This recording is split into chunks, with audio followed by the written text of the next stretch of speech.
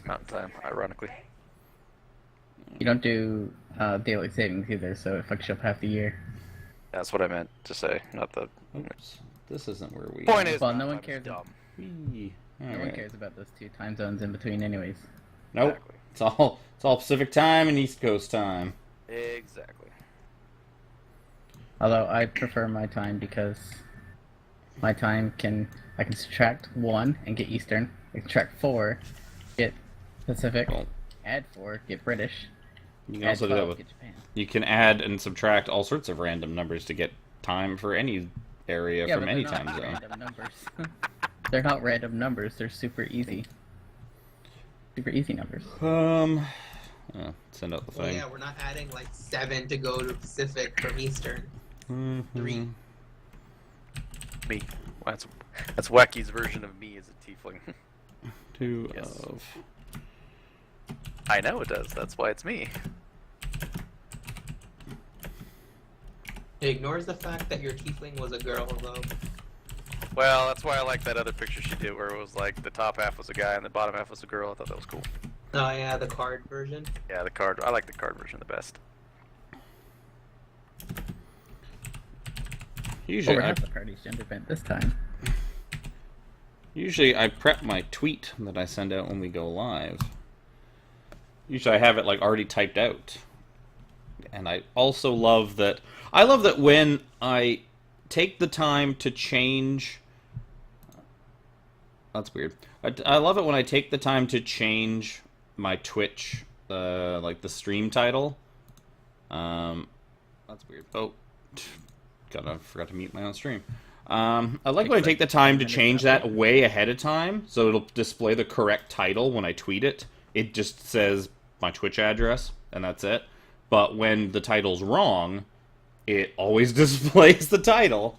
So Twitch is like, nah, fuck you. Your title's gonna be wrong, no matter what you do. Even if you try to make it right, we're not gonna show it. Because Twitch hates me. That's not true. Twitch doesn't even know who I am. They don't know me enough to hate me. Sad face. Alright. Do you want Twitch to know you, though? I mean, do you really? I don't know. I really don't. Like, would I want to be Twitch famous? I don't even know. I really like. A lot of people will be like, "Yeah, I'd love to be a famous streamer on Twitch or on famous YouTube or something like that." Me, it's like, I don't know. That seems like a lot of work in like the wrong ways. Oh well, never gonna happen. Makes life easier. So, previously on Dungeons and Dragons, the party was sent to an abandoned tomb that once belonged to a Serac. A Serac? Whatever I decide he's going to be. Whatever I decided he's going to be called today. So they made their way through the abandoned tomb and eventually found their way out and ended up in the High Moors, an area east of Waterdeep. It's almost more east of Baldur's Gate. I got maps somewhere. Oh, I'm in the wrong tab. Bloop, bloop. There's a Sword Coast. Yeah. Why am I showing it to you? Whatever. Look at it. Look at this map. And I hit edit by mistake, didn't I? I'm so bad at this today. Yes. Oh, the High Moors between Baldur's Gate and Waterdeep. Whatever. So they ended up outside the High Moors. Their friend Dusty, the old wizard, he never materialized. They have no idea what may or may not have happened to him. They did find his bag, however, with some of his belongings in it. So they were like, well, at least we got his stuff, and carried on without him. After exiting the High Moors, they used the sending stone they received from Gadrin, the dwarf that pilots the airship, to ring him up. And he was like, holy shit, we all thought you were dead. It's been several months since anyone's heard from you. And everyone was like, what?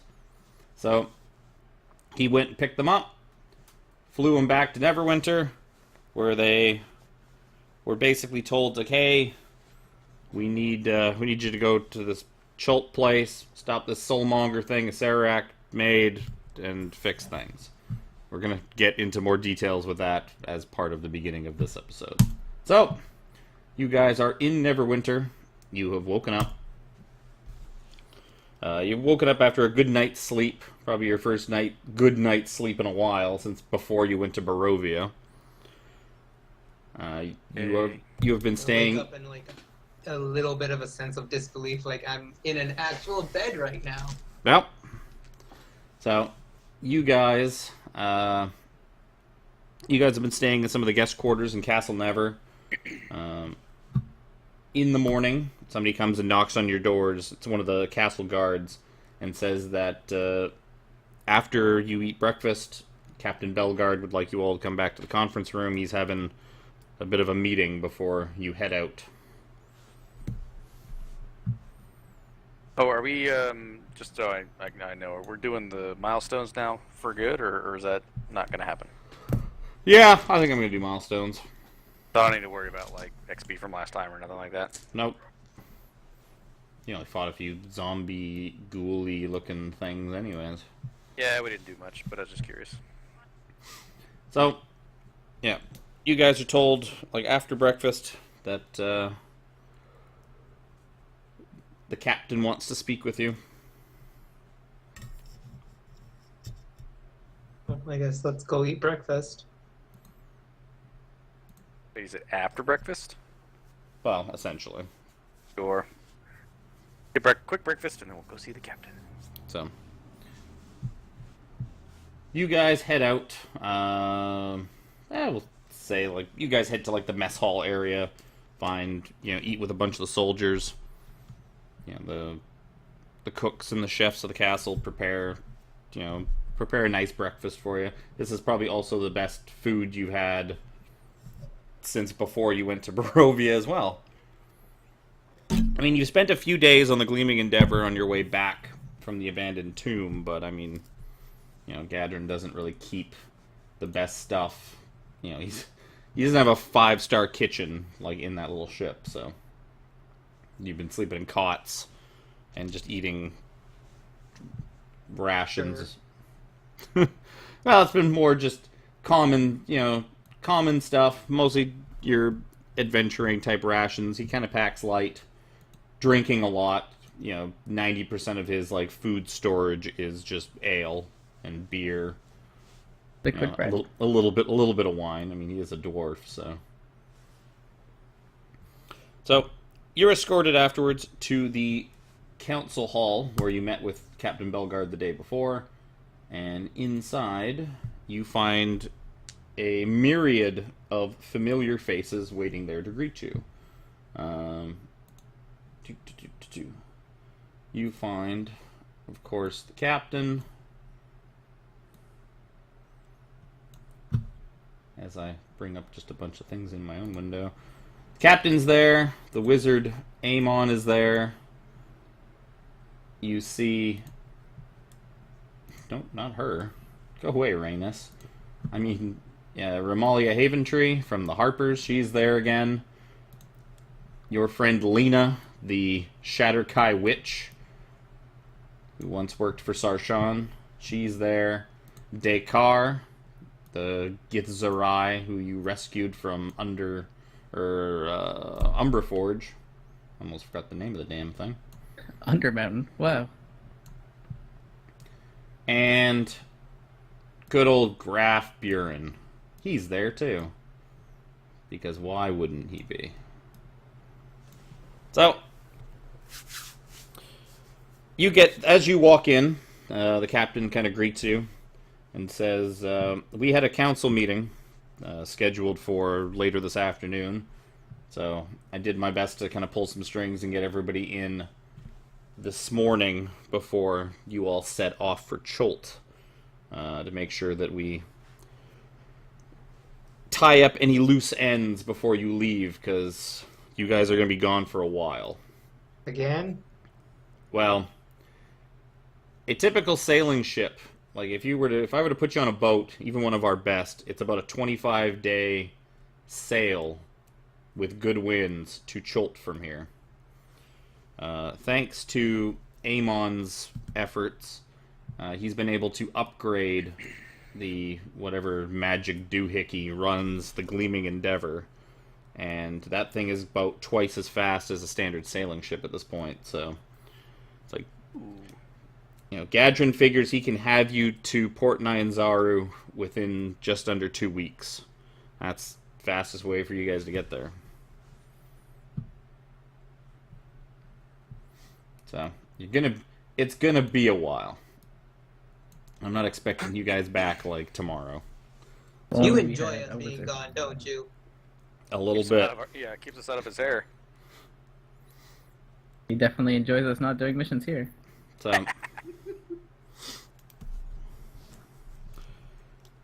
So he tells you first, now,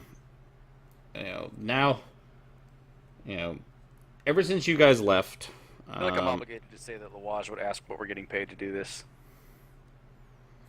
it's like, yeah, I guess I can work something out. So if you guys all come back alive, which I'm really not expecting, I'll make sure that you're well compensated for this. How about if any of us come back alive? Because if we all come back alive, it's pretty steep. Okay. There will be a set amount of money set aside, and all of those who come back get to split it. Down So with that. the more of you that come back alive, the less there will be for everybody. So if you This is guys not to save my partners. if just one of you comes back, I mean, I'm not going to say like you should do that or anything, but might be financially, well, anyways. Graf here, he wanted to speak with you concerning the state of Barovia. He's quite happy to speak to you all before you left. So Graf kind of like stands up, says, well, I didn't really expect all of you to live through that place. I'm kind of glad that you were able to do something. It is unclear exactly what you did or what happened, because ever since about 2 weeks or so after you left, Barovia rematerialized in the material plane, or at least I should say the gates to it have. Inside the forest to the west of Albridge, the forest where you guys were obviously drawn into the plane, the physical gates to Barovia have appeared in that forest. Stepping through takes you into Barovia's demiplane, but the mists that have kept people trapped in there seem to have receded. The demiplane is still separated on its own, but people are now able to freely travel to and from Barovia. So I don't know Good what thing? I don't know what you guys did, but I mean, I feel like that Honest- should be a good thing. I I don't honestly know if don't it is. think we did anything. I think the battery was full. so he tells you that like after the gates to Barovia rematerialized, we sent I was able to talk the captain into sending a big contingent of troops from Neverwinter and Waterdeep. They kind of swept through and stormed Castle Ravenloft, but Strahd was nowhere to be found. You wouldn't happen to know what happened to him, do you? Last we saw him, or heard, I should say, we were in the Amber Temple, Very and he angry was with barreling us. down on us. Yeah. Yeah, he doesn't like He- us. Yeah, he'll Definitely, your weird amulet showed us a rift, something thingy no one else could see. So we followed that, and that led us to a year later. like, well, yeah, that shouldn't have happened.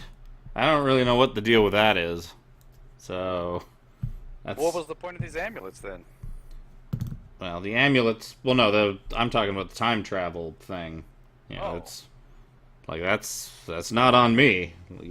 Obviously, you guys messed something up to Well, get I dragged several months into the future. We did hit several planes in a short amount of time. There might have been some weirdness there. Yeah, that sounds like some weird stuff. Speaking of though, the Vistani fortune teller lady was very curious about our amulets. Where did you get these things? He's like, I made them with Are the you help. Vistani? No, I had. Let's say I had some help from some Vistani visitors from that visited Albridge from Barovia.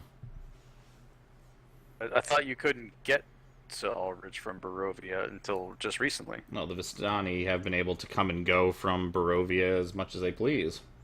Oh, yeah, that's right. Because they're like, okay. So, Anybody we've- we know? It's like, oh, I doubt you've met them.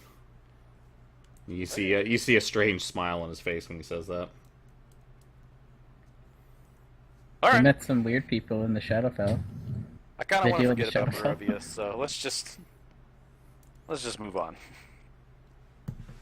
Yeah, he kind of like, as you say that, he's like, yeah, you know what? I agree. I would really like to move on from this. And as for you, wizard, for all my help with this, I expect to receive. I receive what I was promised for my help. It's like you don't look like much anymore. I don't know if you can still do any of your magic hocus pocus or not. And you see Amon just kind of, for the first time, you see like Amon's like goofy old man grin just kind of fade a bit.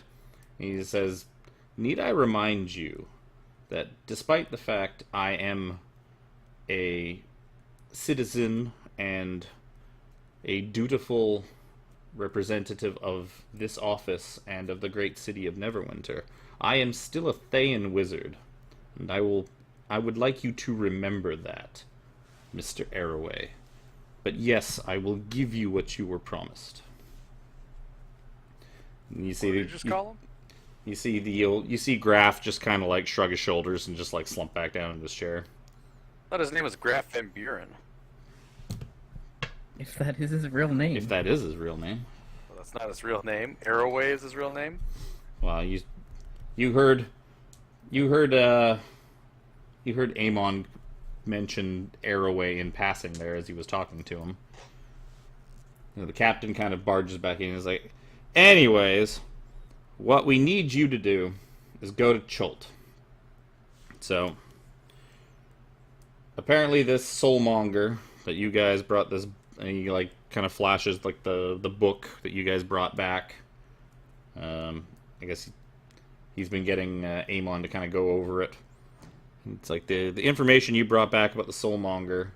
Ramalia here, like her harpers have found, her harpers have been like trying to hunt it down for a while now. They've been able to divine the name soulmonger through various magical means, but thanks to you, we now actually know where it is. Then Ramalia kind of stands up and she says, yes, like, the soulmonger, the death curse that the soulmonger has been applying to the natural world needs to be stopped. I have an old family friend, a woman named Sindra Sylvain. She is a former adventurer, and she's been afflicted by its curse, and she's slowly rotting away. She has been able to give us a bit of information on Chult. She has various connections there, and she produced this letter, and she kind of pulls out like a sealed envelope. And she says that this is a letter to Wakanga Otamu, one of the 7 merchant princes. God bless you. If you give this, this letter is for him, kind of stating your intentions and essentially having Sindra vouch for you. It should allow you to at least get a foot in the door with him. But from the sounds of it, the 7 merchant princes run most of Port Nyanzaru. If you're going to find supplies, guides, anything you need, information, anything you need for your journey, like this that is going to be the place that you outfit yourselves. So you may need to impress some of these merchant princes. But at least you'll have Wakanga on your side. So don't lose this. And she kind of like hands it, well, she basically pushes it forward on the table for you guys to take. She also, Cool. When do we get to meet the Black Panther? I'll pick it up. So she tells you, I also have another favor while you're there. There is an ex-Harper agent known as Artis Simber. He's been hiding out in Cholt. You know, we've had a few agents milling around in there trying to find him for some time now. He's in possession of a powerful ring, and the Harpers want it back before it falls into the wrong hands. According to our sources, the Zentarum have a lot of sway in not only Port Nine Zaru, but a lot of Cholt. So we would prefer to find him before the Zentarum do, and we would like the ring back. So if you could keep an eye out for him, and if you manage to come across him in your travels, it would be greatly appreciated by the Harpers to have the ring back. So, what does he look like, so we know? Tells you, I do not know. You'll know. I'm sure you will know him when you see him. I'll look some for the kind one of, that like- looks like he's carrying a burden on his hand. Have some kind of like code word? Anybody could just claim to be him. Well, you'll know it's him by the fact he has a powerful ring on. All right, we'll do our best. What does the ring do? She tells you, I'm not at liberty to say, but I can tell you that one of the side effects of the ring is that it prevents, or it blocks, all forms of scrying and tracking by magical means, which is why we're having so much trouble finding him in the first place. Boots on the ground Okay. makes sense.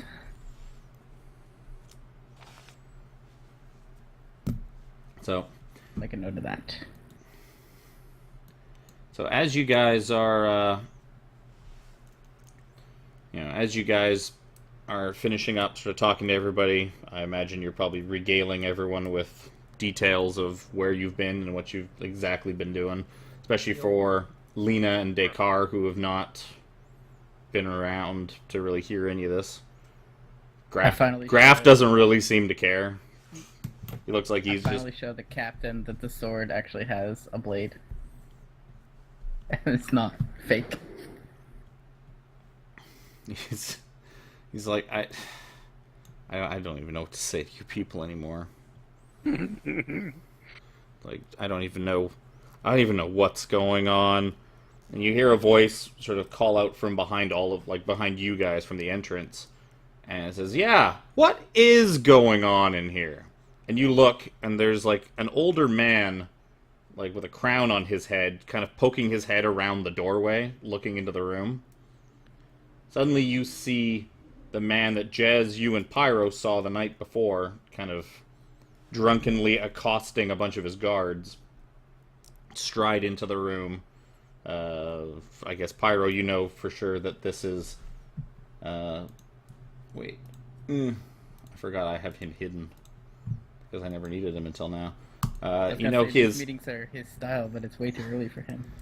You recognize him as Orn Than, the current King of Neverwinter. And he's like, he just sort of like looks around the room, looks at a lot of you, and he just yells out, Belgard! The hell is this? He's like, oh, sir!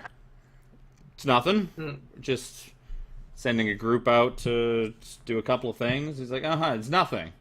This is nothing. This looks like some kind of secret meeting. Like, nope, no, it's not. It's not. No, it isn't. You have an adventuring party, clearly an adventuring party. You have my court wizard, Romalia from the Harpers, some Shatterkai-looking witch, a Gith. I don't even know who this other old guy is in the corner. The old guy just sort of like turns. He's just kind of ignoring the whole situation. And you're telling me this is nothing? It's like, yep, that's right, Lunch sir. party. Well, Mimosas. after you're finished with your nothing here, Captain, I wanna see you in your office.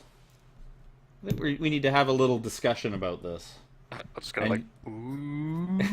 And you see the king just kind of like turn, walk back out of the room, and like disappear back through the doorway. Then after like a few seconds, you see his head pop back out like into the doorway, and just like look back into the room, and then it just like slowly descends back around the doorway again. I'm gonna look at Belgar and be like, "You didn't tell him." Like, I'm working on it. Like, look, you know what? It's like you're a former Neverwinter soldier. You know exactly what would happen if I told him what was going on.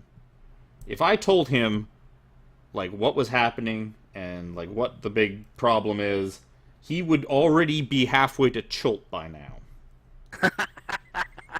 Like, you know, especially with these Githyanki attacks and everything, Neverwinter needs its king here, like protecting its city and like defending its citizens.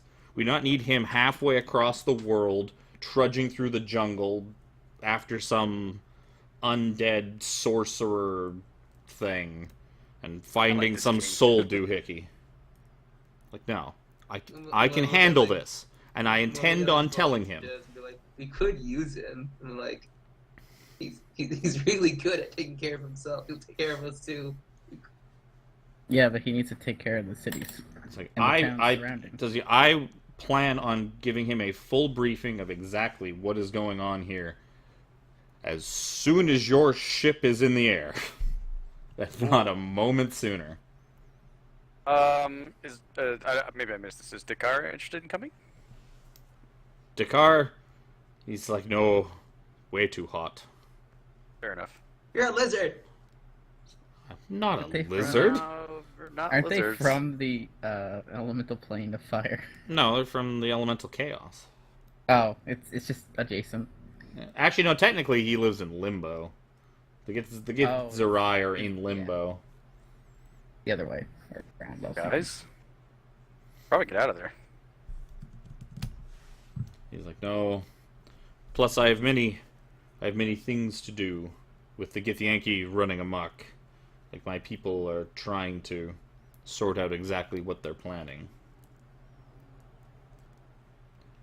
You see here all Fine. like as Giant gods, buried in obsidian. You let us know.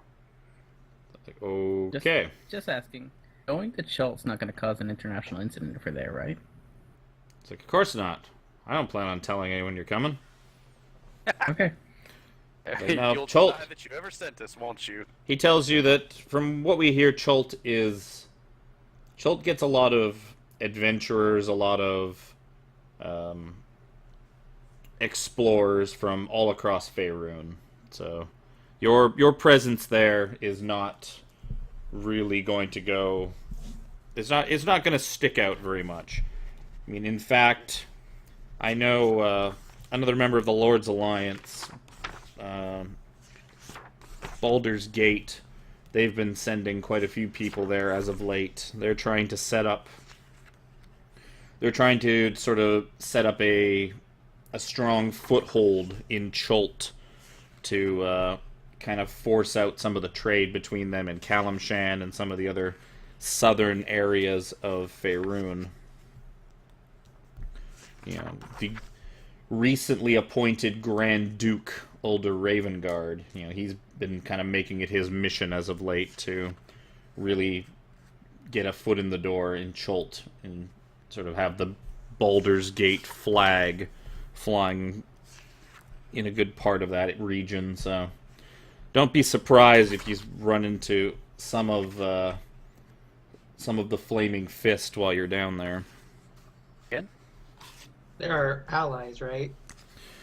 They're part of the Lord's Alliance. He just kind of gives you a big shrug. Like, maybe. He tells you, like, the Lord's Alliance is a tentative agreement if like it's a tentative agreement at the best of times. We are all trying to better ourselves by sort of helping each other fend off greater threats to the land, but we're not good friends. We're not specifically like good allies. Neverwinter and Waterdeep hold a lot of trade back and forth, and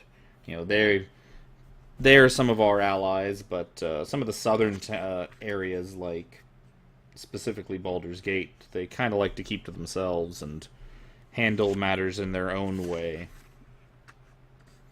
So a lot of the time we stay out of each other's way more so than help each other out. Okay.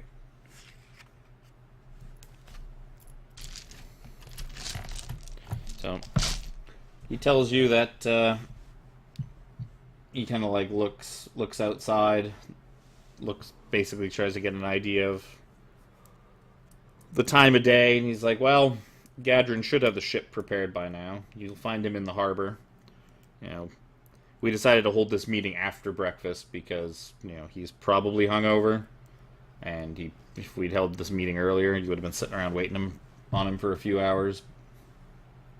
So, good luck. Try and come back alive.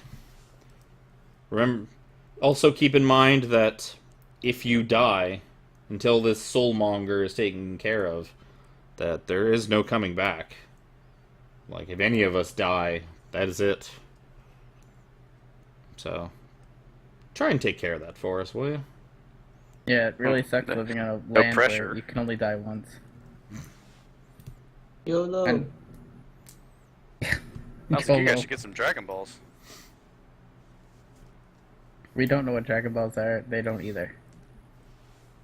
Like, Cap- no, I the think captain we know what might. Dragon Balls are, but we know what Oh, dragons maybe are. We know what balls are. I think we can I don't know if make the connection. captain would. Warren would, but I don't think the captain ever would have seen one. I mean, Oh. like, Well, But the I the wouldn't. That was the my captain point. would have been there. The captain would have been there during the fight with Tiamat when the last Yeah, one sure. dropped. It was just a joke. Anyways, let's move on. So he wishes you Godspeed. Everyone kind of waves goodbye to you. Oh, let's get out. are Wacky and Lawaj with us? Yep. Yes. Yeah, okay. So, no, I'm Why- just gonna leave them in Neverwinter. Fuck them. They can get. They can catch the next flight out when. The next airship. They're on standby. Yeah. Well, they'll. They can get the next airship out, which is gonna be like 2 This weeks after they drop. Like after he drops you guys off. So they'll be about a month behind you. Sure. Sounds legit. So goodbye, Graf and Descartes and Lena.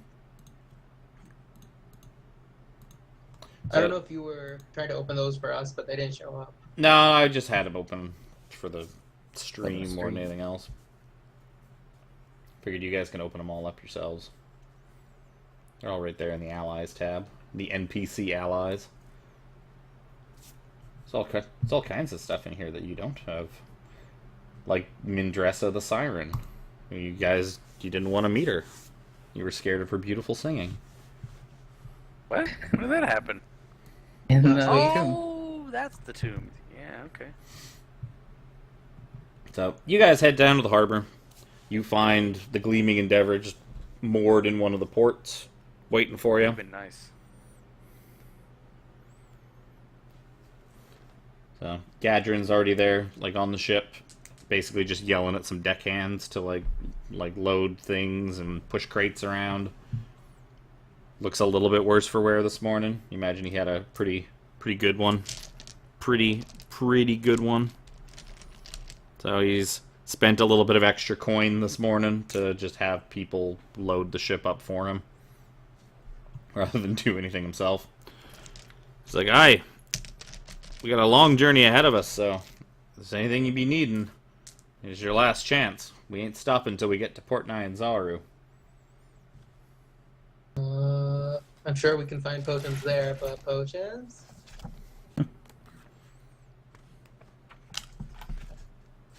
I mean, More of us just need food. Well, he tells you that he's stocked the like the airship with food for the journey and everything, enough for everybody. Four. Well, I meant for when we're there. Now, that's the type of thing you probably want to buy like once you get there. Yeah, because it's gonna be 2 weeks old. It's gonna be 2 weeks old by the time you get there.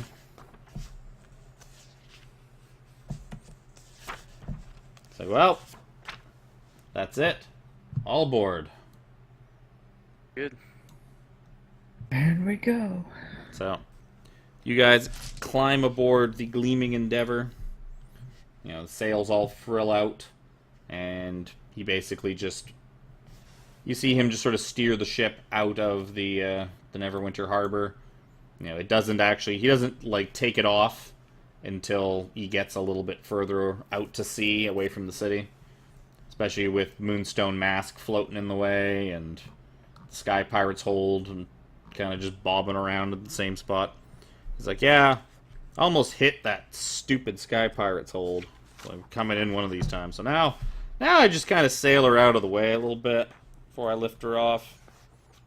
Really do not want to wreck the ship. Probably not going to have...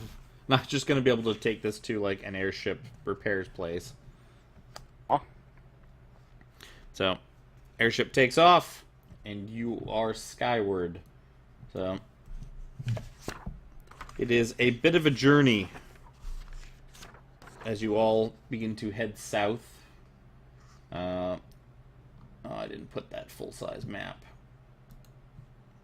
I had a full map of Faerun. I didn't put it in. A good chunk of the way, you are over ocean, so the view's not great. You can see, like, mountains and trees off to your left, you know, all along, like, the Sword Coast and stuff like that. You're up a little too high to really make anything out, but you can get some decent enough views of the area from where you are, but... Going south, right? Yep, going very, very south. Going about 1,500 miles south. Oh boy. 2 weeks of fast travel. 2 weeks of fast travel. So, about halfway through the journey, Lawaj kind of comes up to a couple of you, and he kind of like pulls down like the part of his, or I guess part of her, like neck piece, like a like I guess whatever neck covering he's got. And he's like, basically shows you that goofy eye that was grown out of his neck ever since he accepted that strange pact in Barovia. And he's like, I think it's getting bigger. Does it look bigger? Feels like it's getting bigger. How would we know? We've never seen this thing. Yeah, he showed. No, he showed you all like the second he got it. Creepy. I mean, what can we roll does to it look check to bigger see if to it's us? bigger? Give me perception check. Sure. Right. Go ahead and roll this too, because I figure we're all looking. Oh, Yeah. wow. There goes my hang on. good perception roll for the day. Fucking. I'm sure Jez figured it out. Well, Chrome is not responding. Awesome. Sweet. So yeah, Jez, you kind of look at it and you're like squinting at it. It's like, yeah, no, that's definitely getting bigger. He's like, well, and then he just kind of walks off. And I'm like, can you climb walls better? Like, is there a difference? Yeah, you see Lawaj kind of like just walk up like the side of one of the walls. It's like no, it seems about the same. Like, you see him kind of like shrugging his shoulder, and kind of it's like when you've got like if you got like a pimple or something like that in a weird spot in like your neck or something like that, and it's rubbing against your clothes the wrong way. You see him just kind of like moving his arm around, trying to like get it into like a more comfortable spot where he doesn't notice it like pushing against like his like leather armor. I feel like you should Breeze. probably just cut that off. I don't think that'll work. Well, never know till you try. Yeah, your non-medical opinion is that would probably be a really bad and or painful idea. Yeah, I'm cool with both. They'll probably start wearing Oh, like you know what? I forgot to put Those this. off-the-shoulder shirts. Maybe Or it'll he kill can get her. an eye patch for his shoulder. There you go. So, as you progress through your journey, I want to note that I'll probably be just playing around with my gun the entire way down. okay. So, roughly how much ammo should I mark off? Well, what are you gonna like be shooting that like up on the ship? Like, try and do better my aim over time. Get used to it. As I guess Become proficient with it. how much do you really like? I guess how better question is how much do you plan on shooting it? You should take that much ammunition off. Well, I'll probably take off roughly 15. Yeah, sounds about right. Otherwise, I won't have much. But I don't use it much anyways. At one point, Gadrin probably comes up to you and says, "Please don't set my ship on fire. I really like this ship." They don't explode that much. It's like I don't know what that thing is or what you're doing. Please don't set my ship on fire. I see it as him coming up to like Jazz's Jackson, like, "Stop putting holes in my ship!" But I wouldn't be Blowing shooting the holes in my sails. ship. What exactly would you be shooting? Because if you shoot out, it's just kind of gone. Well, I'd probably like set something up on the side, on one side, and then shoot from the other. So if you miss, you blow a hole in the ship. No, it's not. No, it'd be hitting either railing or open air. Okay. Railing would be the ship. Yeah, but it's not blowing holes in it. It's not a fucking cannon. I'd say a big hole. It's just a hole. Hole. I'll mend any holes that I make. I Okay, can there you do go. that. So, yeah. So you spend a good deal of your time during the journey Joe Gadrin made shooting it with holes, technology. shooting holes in the ship, and then like mending them back together, which is like Don't do it. really unnerving him. Tell him to imagine his ship decked out with those things. Hi, pirate! Think about it. It's like, well, where would we even get more of those things? Like, where'd Well, you we even know get a guy. those things? We know a guy. We don't like him, but we know him. But he's a businessman. They're- He might be willing to listen. They're not considered light, are they? If it's a pistol, maybe. Pistol should be they're considered light. Yeah. They're. If it's a rifle, I, mean, you would still say can't- no. You still can't reload them, so it doesn't matter because you have both hands full of guns. Never mind. Divergence. What happens later? So, as you guys continue to travel south, it gets warmer and warmer. You notice that the temperature is just kind of skyrocketing as you travel further and further south. You kind of round Calamshan and start curving towards a large jungle-covered peninsula across the sea from it. Why am I not even just looking at a map myself? That's dumb. I can't show you guys a map, but I can look at my own damn map.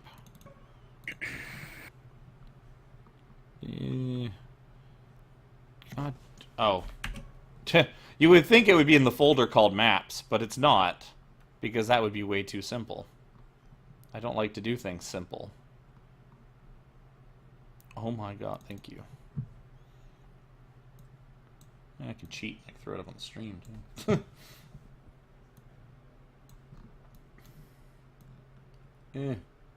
Sure. So, you guys continue south. You pass Am, Tether. You head over the Calamshan Desert, or I guess just a little bit west of the Calamshan Desert, and he starts to kind of curve the ship around to Port Nyanzaru on the northern tip of Cholt. Cholt being a big, huge crescent moon peninsula connected to the bottom, like the southern part of the continent. So he pulls it around. You see, vast, vast jungles with some rivers and lakes and that kind of dotting the area. Some various mountain ranges kind of popping up around the coasts, and sort of a large, almost volcanic-looking mountain range in the center. Then you see the ship start to pull into what looks like some kind of walled city. And by walled city, I mean it is got various walls of various sizes all over the place. Kind of much like Baldur's Gate, if any of your characters have actually been there. Walls inside walls inside walls. Much of the city looks quite old. And the ship pulls around, and you end up... Where's the thing I'm looking for? There it is.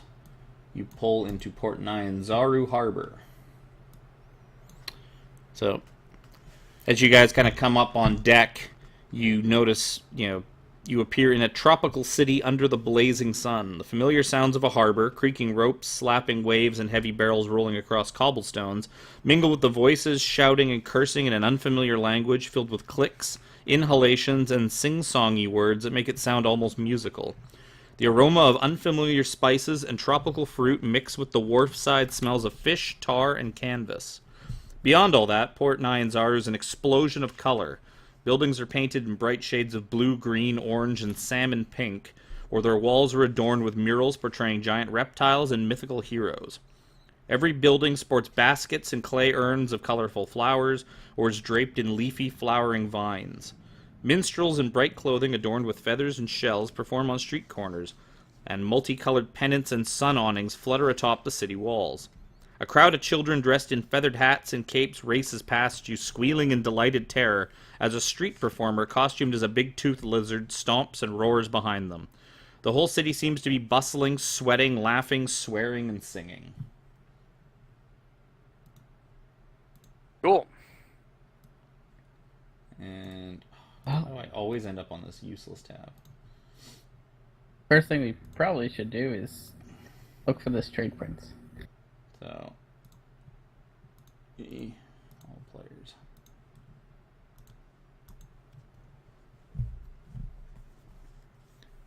So, Gadrin, so you guys, as you get off the ship, Gadrin tells you, it's like, look, it's like, hold on to that sending stone and keep in touch.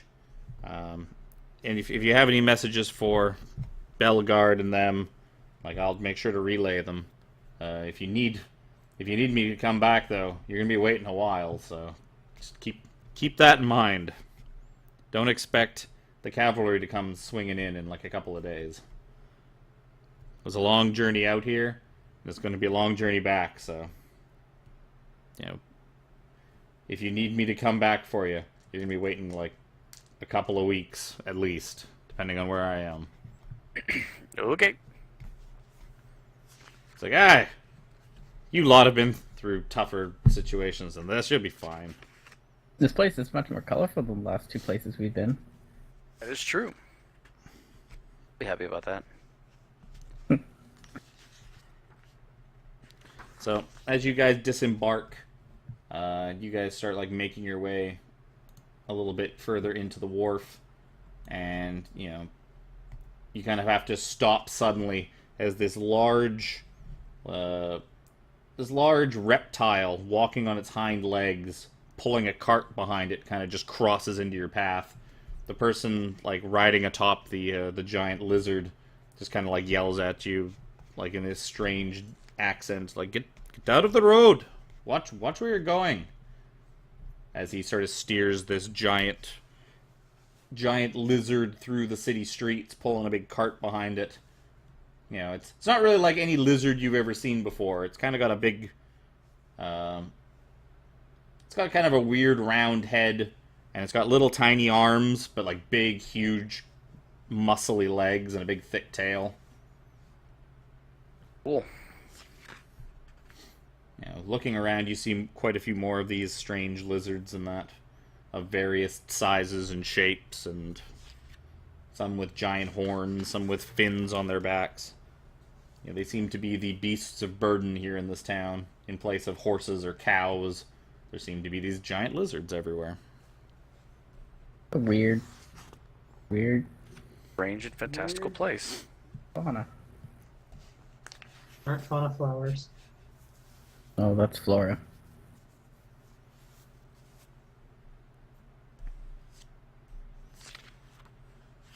So, what do you want to do? Well, I think we first should meet with the trade prince. First, we have to Sounds like a find good it. plan. Well, yeah, but I mean that's part of meeting with him is to find him. Yeah, I guess we just ask around in the market area. Someone probably knows who he is.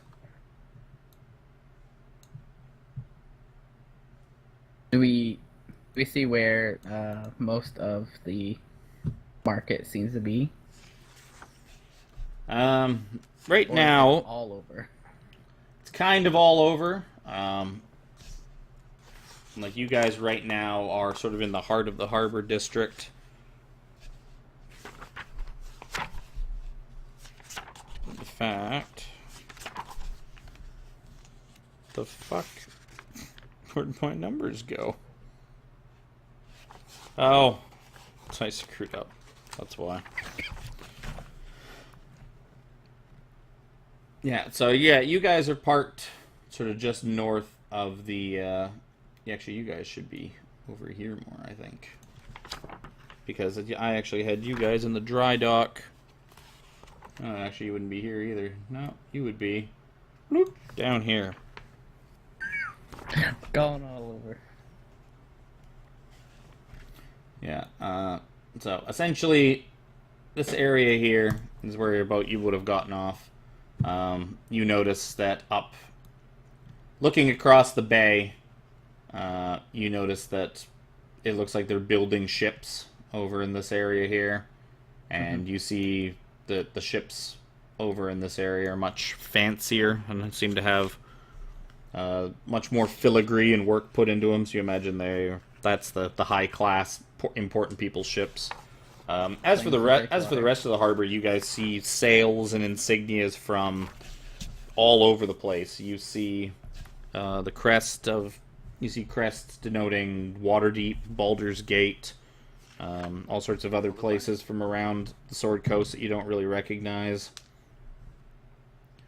You see people on these ships, like through the hustle and bustle of the harbor. You see a lot of darker skinned people.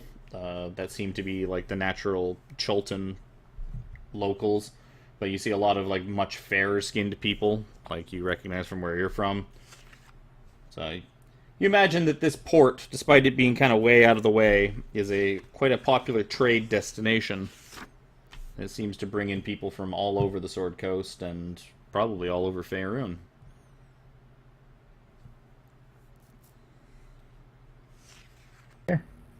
Cool. Are there any like people at stalls where we're at, or is it mostly just closed off buildings and people bustling around? Where you guys are, it's mostly just like buildings, there's some warehouses, people bustling around. It's very much a harbor. You probably can find a fish stand or two, or a couple places selling fruits and that to people fresh off the boat. There's not a big marketplace here, but there's the occasional stand of people trying to push like local goods and that on the tourists and the strangers and newcomers to the city.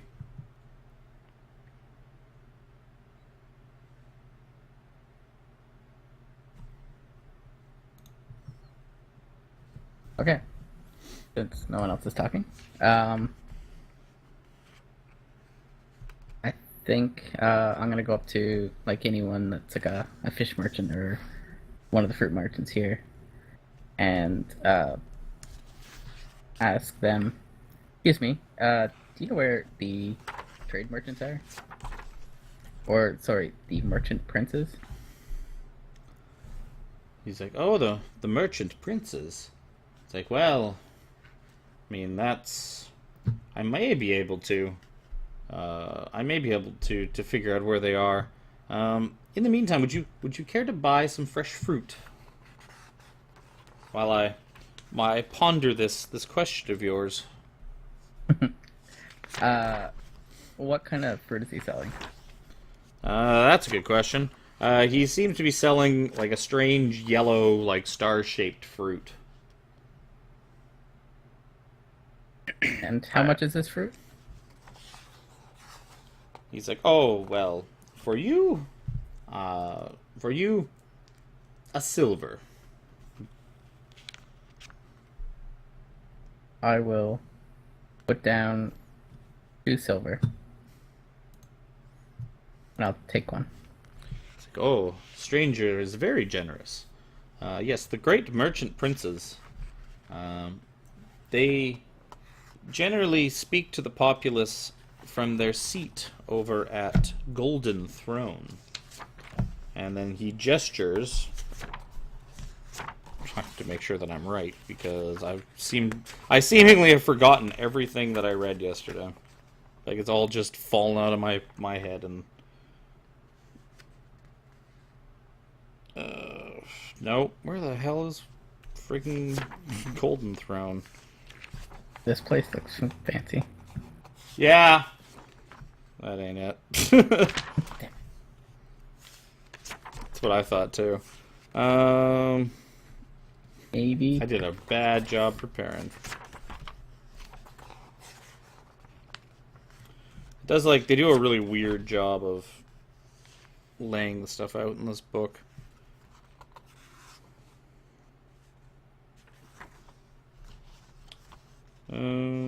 Dye works. I mean, we could So- always look it up later, and we could just Oh, assume we walk there. so yeah, she points you across the town to. So she kind of gestures across the bay to a large building. It's one of the highest points in the city. You see that it's kind of up on, up on top of a small mound that kind of raises it up above the rest of the city. The city kind of is built upon various levels, like the dock being the harbor area being some of the lowlands, and then sort of each of these walled wards kind of seem to get higher, and some are lower, some are higher. It's kind of a weird tiered effect to the city. But that seems to be one of the highest places in town. And she says, that is Golden Throne. That is that is where the merchant princes will... that is where they will meet. Any of them that are in will meet with anyone that has inquiries or business with them, without an appointment, of course. So your best bet to meet one of them would be there.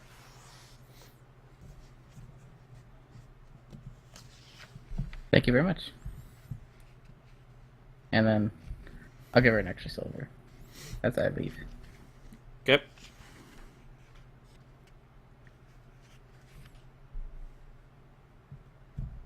And then I'll tell my friends this way, and then I'll point to this place that she just pointed to. You point to the up.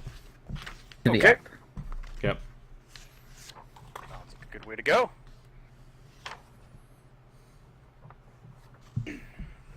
Oh no, I can't send to the back. What is the big black square for? Because I can't see my text. my text goes behind it anyways. And it's something that you could do, but So, I take it you're going to make your way through? Or make your way to Golden Throne? Golden Fawn? I'm changing it. It's also one word. Ba-na-na-na-na. Oh, that makes things easier. It's not a golden throne. It's a place called Golden Throne.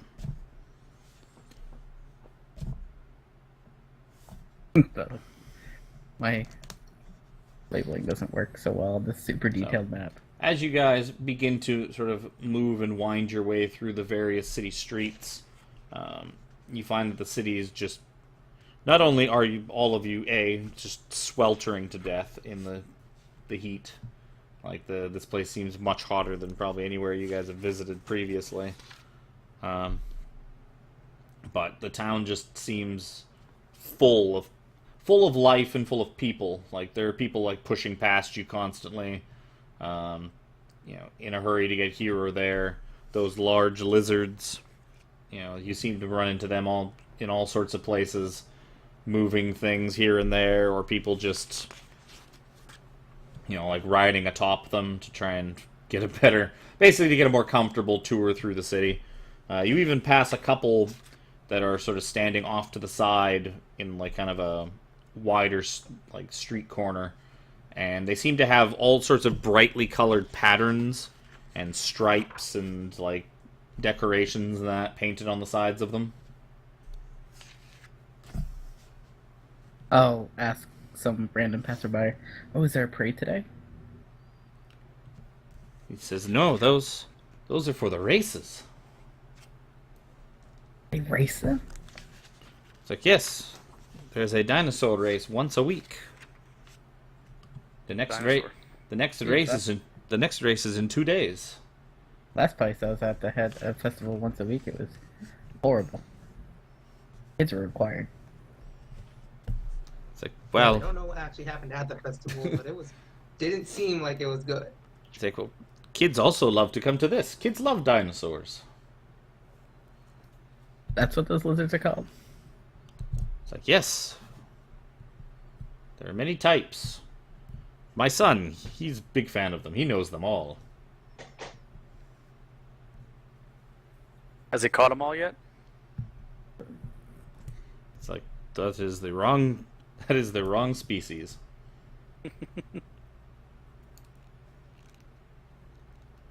Yeah, I think they're a little bit big to catch. When is the race? It says in 2 days. The day after Dude. tomorrow is the next race. Enter the race, man. Up dinosaur, learn how to ride it. You could win it, bro. You From know, I nothing. will. From nothing to dinosaur racing. Yep. It could totally happen. To be fair, though, the best jockey here would be you. Why is that? Because you're small. Yeah, small might be the only reason. That's exactly why. Jockeys are like 4'10". It's perfect. So, I'm only Tells you taller than that. if you're, it's like, I see you're very interested in the dinosaurs. If you're looking to purchase a dinosaur for racing, there are some for sale. How much about do you think they are? It's like, oh, I wouldn't know. I have no interest in such things. It is enough for me to watch them go by and enjoy them. I'm not gonna lie to you.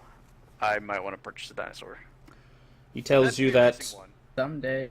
the merchant print Ifan Tauroa, he is the one who has the market in selling beasts and training them.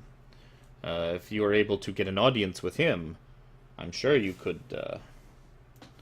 I'm sure maybe you could plead your case to purchase one of his dinosaurs. There are places here in town to purchase them, and from what I hear, there is always purchased dinosaurs who are always in need of good jockeys. Oh my god, I want a dinosaur. I want a dinosaur. We buy a dinosaur. We can race it in the race. Win the money. I'm assuming there's money. I am totally down. And it'll pay for itself. The win-win-win. This is assuming we win. And of course we're gonna win. If not, we have a dinosaur, so it's win, lose, lose, win, lose. Why are we trying to get him to the race? By the way? I don't think That's we a are. dinosaur. I think we're supposed to be going to find the fucking Fairy Prince, but he brings I mean- dinosaurs. I'll ask him, is Alphon Telura in the Golden Throne as well? Well, he says if he's in today, that is where he would be.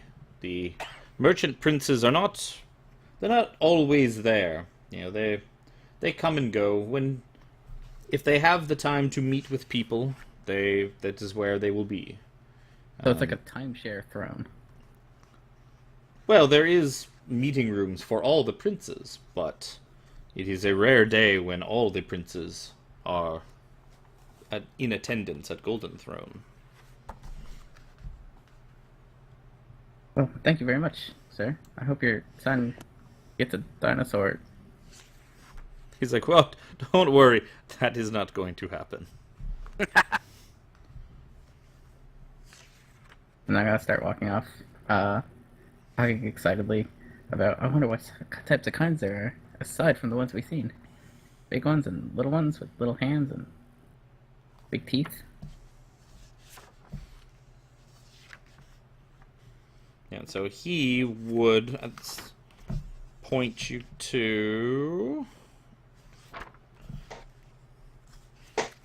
Well, he told you, he gave you a vague idea of where you might find a place that sells...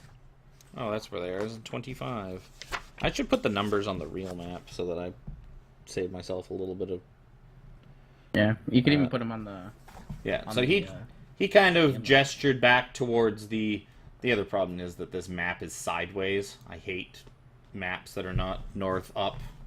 Yeah. I was going to spin the map around, but then like all the words would be all screwed up.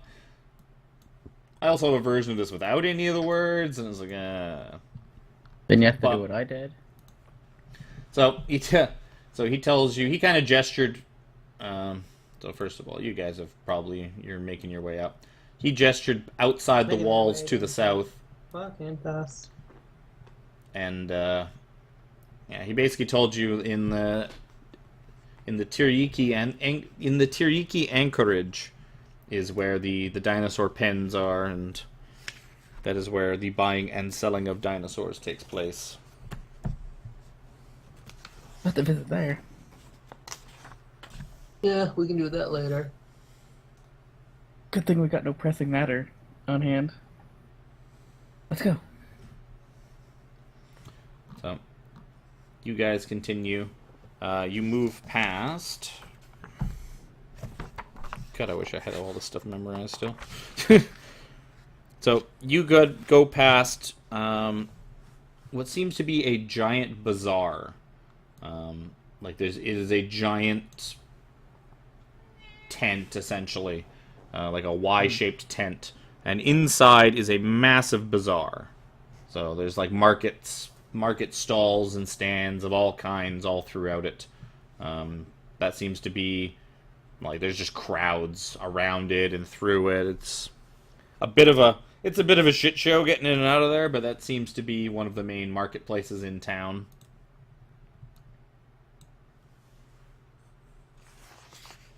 You notice that as you continue on. What kind of stuff do we see being sold inside? Just from like a quick glance. You see all kinds of things. Lots of fruits and lots of basically like fruits, textiles, clothing garments. You see this one lady seems to have a whole bunch of these jugs of some kind of liquid. It seems to be some kind of beverage of some kind. You see other like just goods traders, pottery, all sorts of various knickknacks. Is the lady with the drinks near the front, or do we have to fight our way in? Oh, you're gonna have to fight your way in. Never mind then. It's a bit of a crowd around the market. There's probably always a crowd here. You pass by one place that's selling dinosaur skulls. It's not quite as popular as some of the other stands, but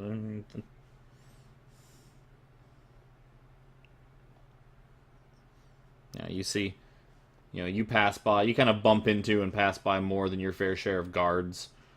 They seem to be keeping a vigilant eye out over the market stands, watching for like pickpockets and people stealing. Yeah.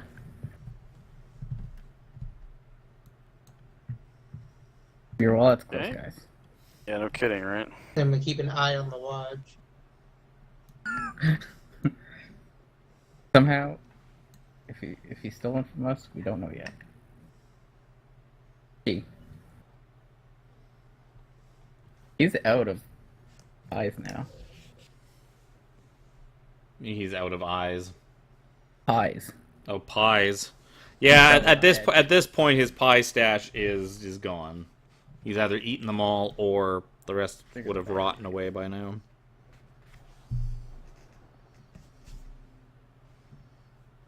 Don't actually know how you guys get up to Golden Throne. I think I covered it. Well, Well, that's also broken. no. I think you have to go across one of the bridges from one of the other wards. Well, I also think In not any this case. ward. No. So be all the way over here. Yeah, so you guys kind of wander around the base of Golden Throne after asking around. You know, I'm going to shrink this a bit so that it's not. Oh, I was just gonna get rid of it. We can That get rid also of it works. now that we. Know where it is. So, you guys are kind of pointed towards towards this ward up here, like Big past, walled-in section. into like sort of the fancy ward and like up and around through various gates. And so, as you guys make your way around, you kind of twist and turn through a much nicer area of town. You pass by a bunch of large, opulent-looking villas. As you kind of pass through this area here,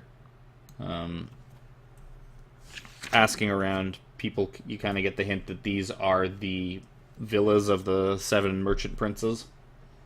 So this is where they live, in all these fancy villas on their own little plots of land. And then you find the line. So you guys approach the bridge. That's about a straight shot to Golden Throne, and you end up finding a line. A very long line that continues down the bridge, up and into the palace itself. Seems that you are not the only ones who wish to speak to the merchant princes today.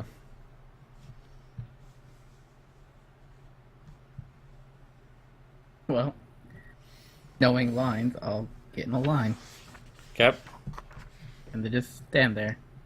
Actually, I'll ask the guy ahead. Do you know which merchant princes are in today?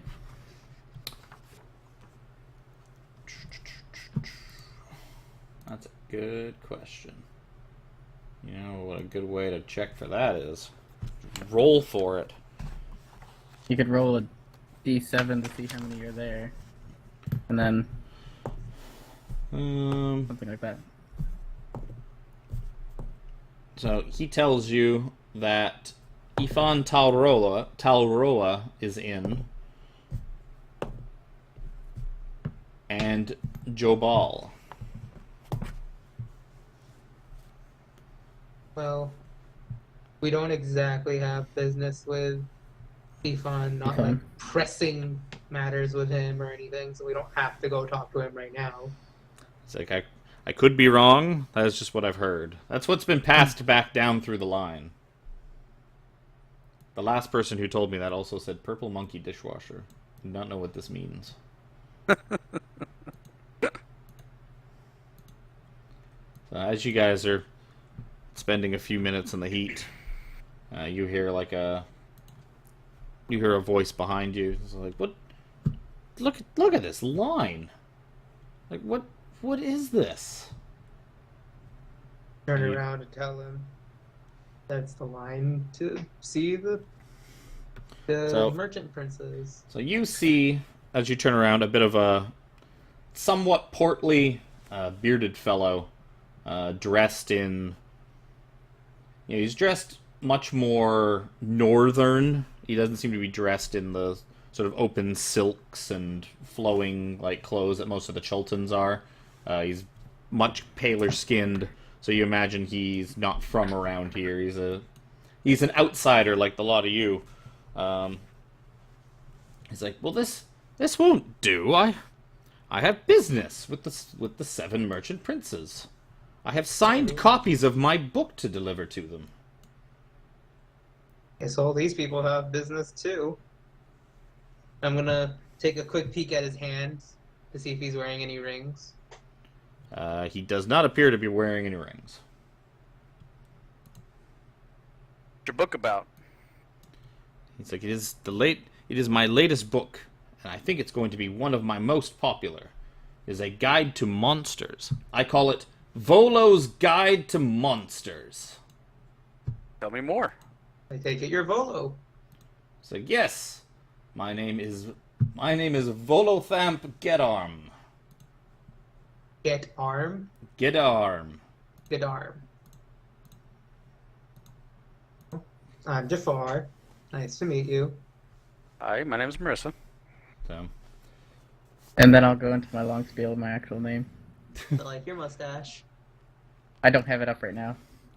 so he tells you, it's like, yes, I've just recently finished this book, and I thought, what better tribute for our merchant princes of Cholt than signed copies personally delivered by me to them? But it seems that none of us are getting in there today. I mean, I know some of the merchant princes personally, don't you worry about that, but Really? I've been trying to flag down a guard for the last 15 minutes and no one seems to be listening to me. It's like, perhaps... Seem to have very, very strict We line system going. help you get the guard's attention somehow? It's like, well, perhaps I could help you. Would you perhaps be interested in buying a copy of my book? Yeah, Maybe flip through I it might first. actually be interested. Yes. It's like, I do have a few spare copies in my bag here. They are 50 gold apiece, and a bargain at that. I'm gonna ask if we can flip through it first to see like what Like kind of information is in it. It's not a library. Is it signed? It's like, well, no. The signing would be extra. Perhaps if you could assist me in getting to the front of this line, maybe I could throw in the signature as a bonus. Yes. Or perhaps we abandon the line altogether and you buy me a few drinks at one of the local alehouses. I like that idea. I'm in... Well, As much as my business is with them, I'm in no hurry. yeah, from what we've heard, only 2 of them are in today, so you wouldn't be able to. You'd have to come back if you wanted to deliver it to the other princes as well. Yeah. He's like, well, which 2 are in today? From what we hear, Ifan and something with a P? There was actually no P, Oh. but... Actually, I'll give you Thanks these. for playing. So, Ifan Talroa, and the other one that's in is Jobal. Joe Ball. Wow, I got that name so wrong. So And you're the one that you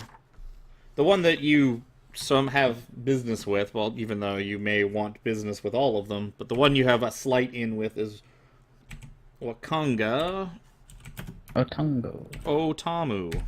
Otamu. I wrote Bless you. Otamu. I couldn't remember the last name, so I wrote Wakanga. I wrote Wakunga something. Conda? So, photos and like so when you guys tell him that like Joe Ball is in, he's like, oh, perhaps we should go get that drink after all. Joe Ball was going to be the last one I visited. I hear him and I had a bit of a falling out the last time I was in town. He's not one of my biggest fans. I was hoping to win him back over with a free copy of my book. But yes, perhaps a drink is in order. Come this way, and he just starts walking off, whether you follow him or not. I'll go with him. Follow him. Yeah. Also, was anybody buying a copy of his book? I don't know if Oh, I can I afford figured I think we 50, can do but- that at the tavern, can't we? You could, but I mean, Speaking of, we didn't get Dado's gold back, right? Like, you kept that on him? No. Yeah. Nope. What I thought. Um. Does Joe Ball not have a last name? nope. He's just Joe Ball. Like Cher Yep. or Madonna. Like a lot of the other princes. Since I'm a fan of books, I will buy the book. Okay, so 50 50 gold. gold. He gives you a copy of Volo's Guide to Monsters. Yeah, I already own it. Can we use it to actually look up monsters? That Yes. would be phenomenal. In fact, if you run into any strange monsters that happen to be categorized in the Book. book, you can actually get information from Volo's Guide to Monsters. I love this idea. That's strange. He has a 13 AC. What's an AC? Well, you don't get like specific like you don't get metagame more like information, text. but The lore part of it. it's essentially Bio. It's like what you'd get from monster knowledge rolls without having to make the roll because you just look it up in the book. Especially because a lot of the creatures you would be running into here in Cholt, you probably wouldn't have any previous knowledge of, so they'd be a lot harder to make on a monster knowledge check. Mm-hmm. So he leads you guys to what tavern would he take you to? He'd probably take you to Probably Place- not the Thundering Lizard. I'm trying to remember the name of the place that you guys will probably be staying at. I think, I can't remember what it was. from what I've heard, there's two. There's Thundering Lizard, which is the loud one because the races are nearby or something. And I thought it would be easier to. I got it right. I thought that this thing would be a little better laid out than it was. I should have wrote a few of these down. So he's going to take you to.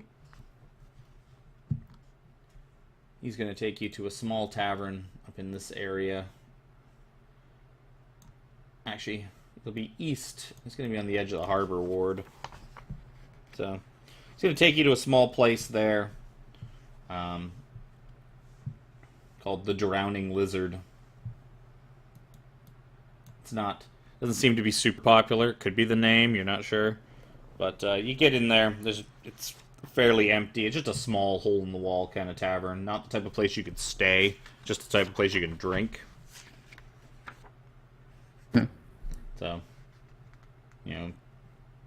he finds a seat and as he's as you guys enter, he starts heading off to the table. He's like, I'll take an ale, if you don't mind. And then he just kind of walks off to the table. Doesn't really wait for confirmation that you're going to buy him a drink or anything. He just kind of assumes it. I'll buy the drink. Get water for myself. So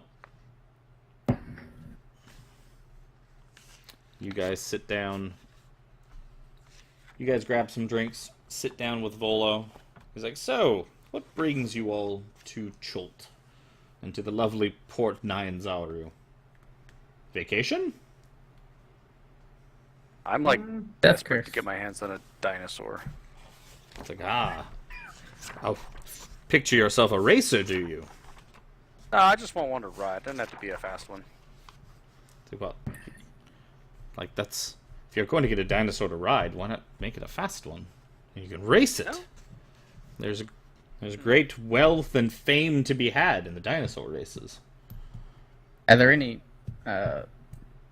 faster ones that I could race?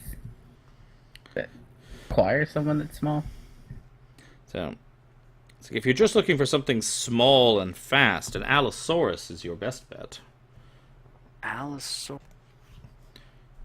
Strange names. Are Tell me those all the about ones with dinosaurs. Those are the ones with the really long necks? I don't actually know. An Allosaurus is like a T-Rex. But Is it? Because T-Rexes are a thing in here too. Do I have dinosaurs in this book? That's something I never actually looked up. Well, I'll tell him. I'll keep the. It's I'll been keep the a ale long coming. time since I was a child and liked dinosaurs. I'll tell him I'll I'm keep sure the ale it's- coming if he regales me with the dinosaur tales of the dinosaurs. I'm sure it's in the back in like the monsters. No, well, they're But there. There's no pictures.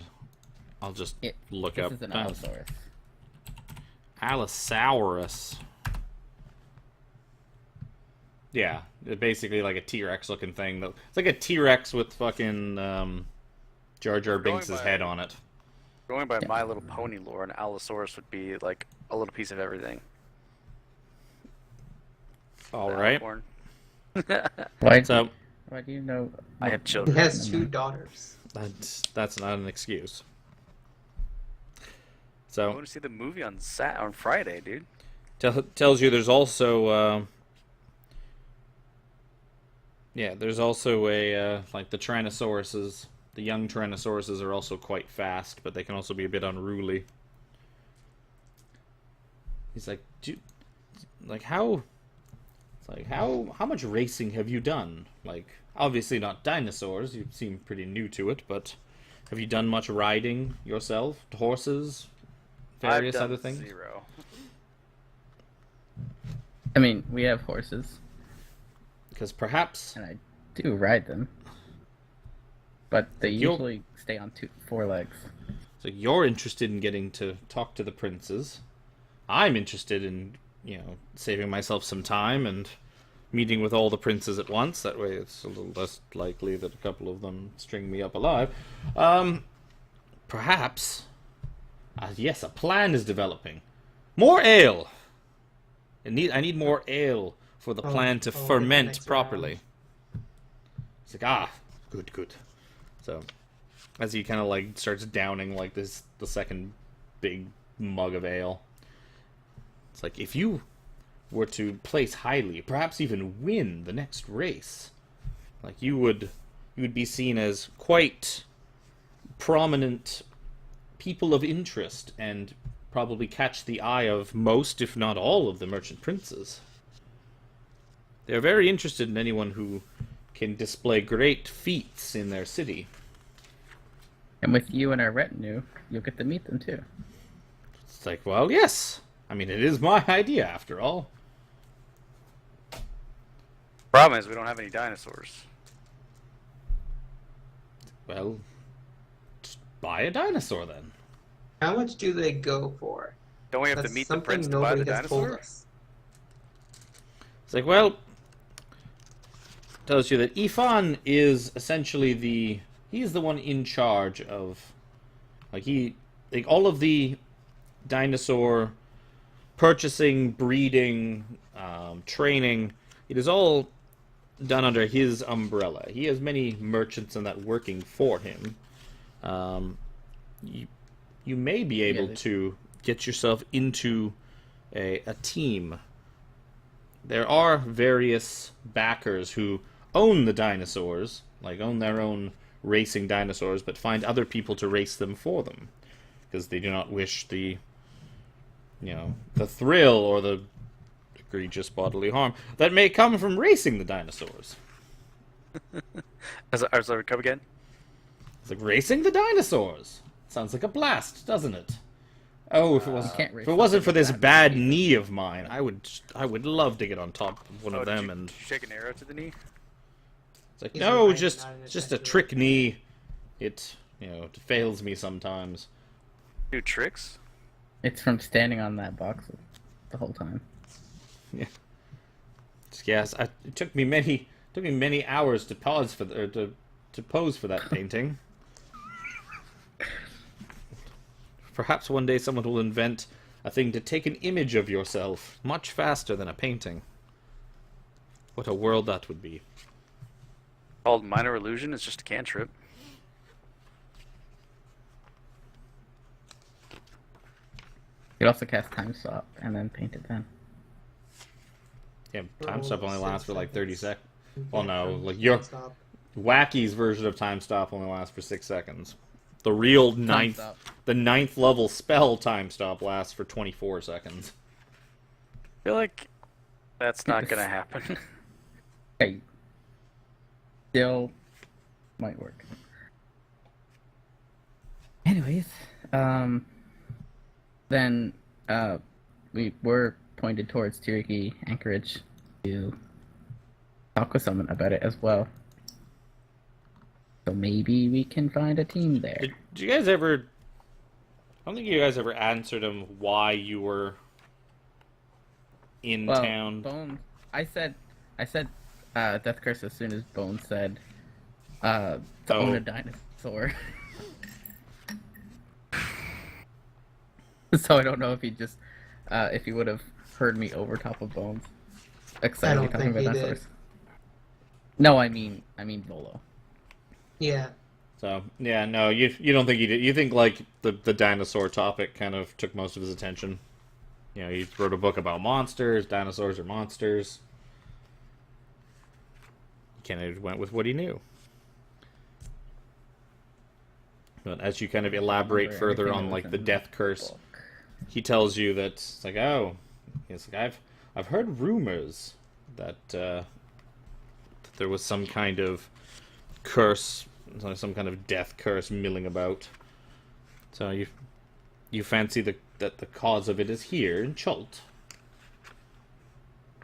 It's like, well, I guess We found a book, and in that book, the author, not you, don't worry, said that he is creating his greatest invention here, and that makes us think that's the death curse. We were in a different plane altogether when this happened, but it was related. This is the first time we've been in this plane for more than 2 days.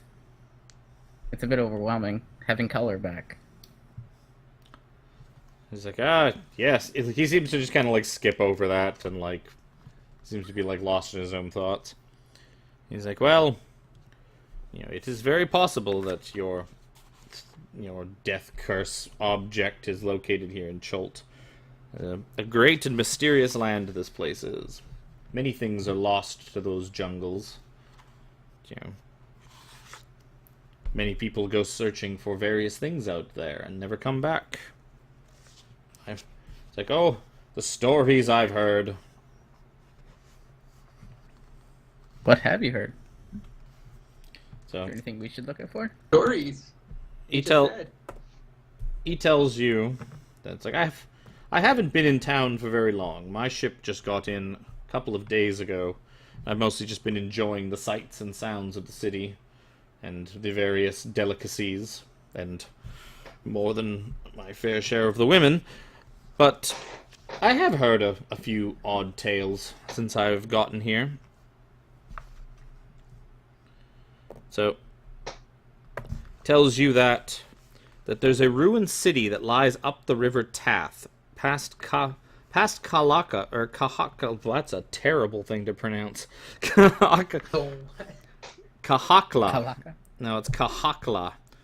Past the Kahakla Gorge. Supposedly no one's explored past the gorge, but that's not true. It's just that the few who made it out alive mostly keep quiet about what they found there.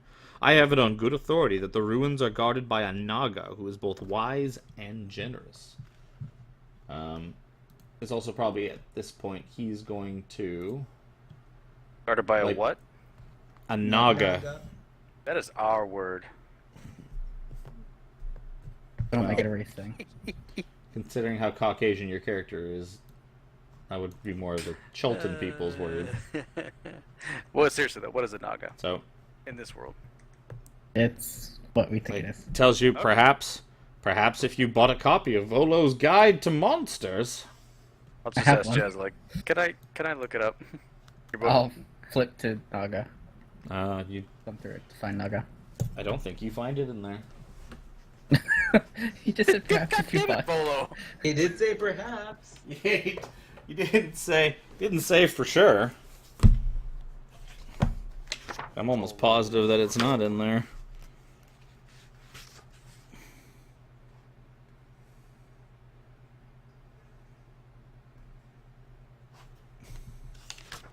Where's my alphabetical list of things that are in this book? God damn it, Wizards of the I'm Coast. pretty sure it's all alphabetical. Yeah, you go flipping through, you find Neogis, and you're like, well, that kind of sounds like the word he said. But give me an intelligence check.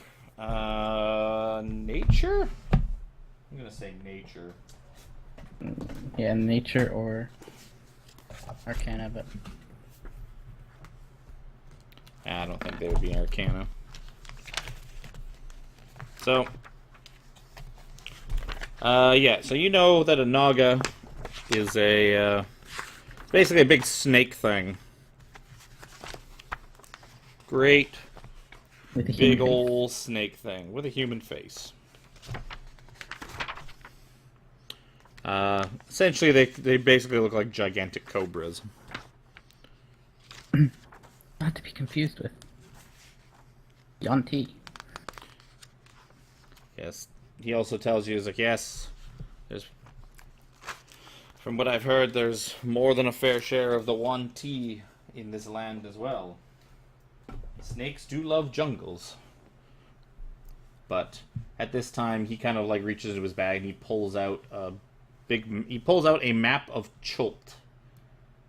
And sort of like as he's describing his story to you, he pulls out like a big map of Chult that kind of has some areas marked on it. And other areas, like you notice that most of the jungle is all uncharted. Mm-hmm. And it's just blank in the middle of the map. So he kind of points you to, it's like, this is where we are, here in Port Nine Zaru.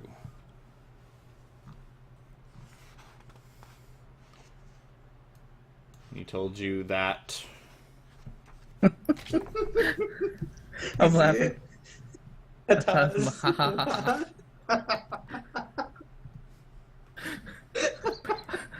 find it funny we've both seen it at the same time. What? I bet there's a very old classic villain there. Next to the Kitcher's Inlet, there's a place called Ataz Mahahaha.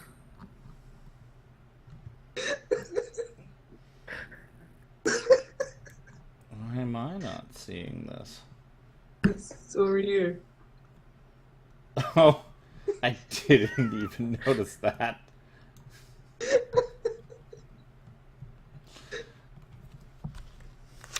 Well, yep, that's a place, all right. So, is his map, like, pretty much this? Yep. Including these little symbols? Yes, including the little symbols. Okay.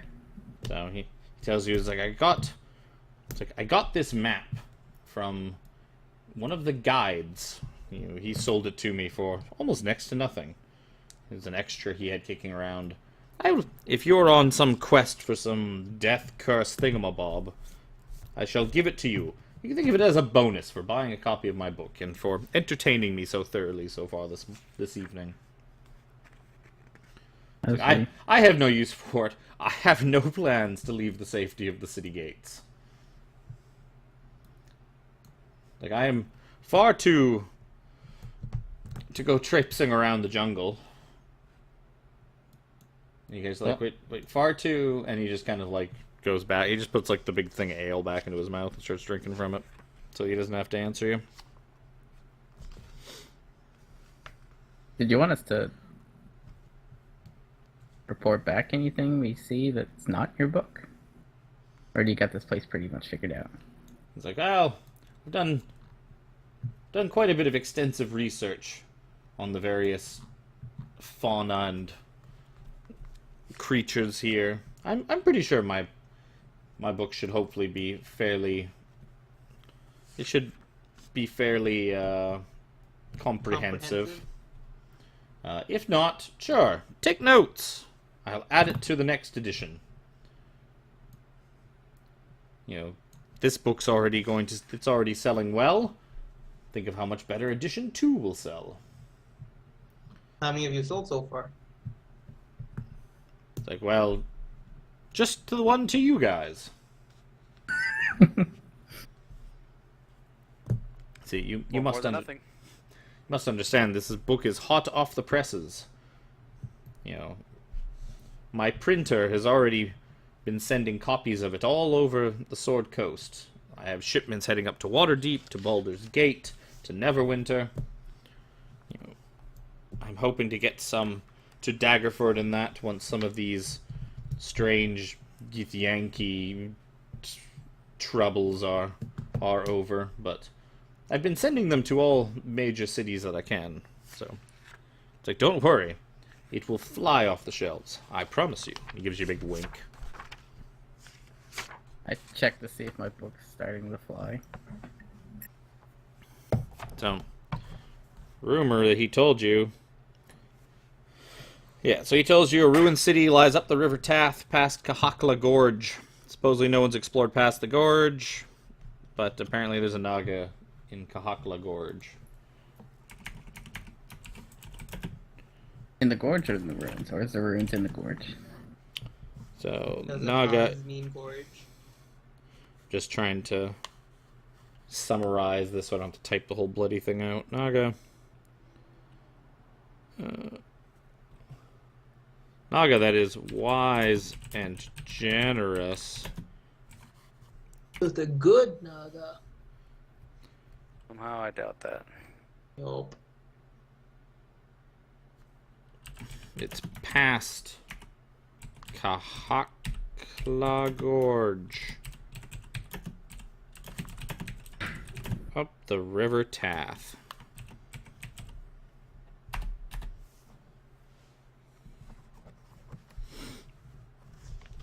So, the next bit of info he gives you is that he tells you that a dragon turtle named Aramag lives in the Bay of Chult. If you wish to set sail from Port Nyan Zaru, you'll need treasure to appease the greedy monster. How much treasure? I can't really say, but Aramag will tell you what it wants, and you'd best be giving it what it demands.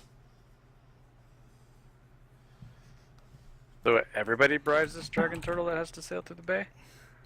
Essentially, yes.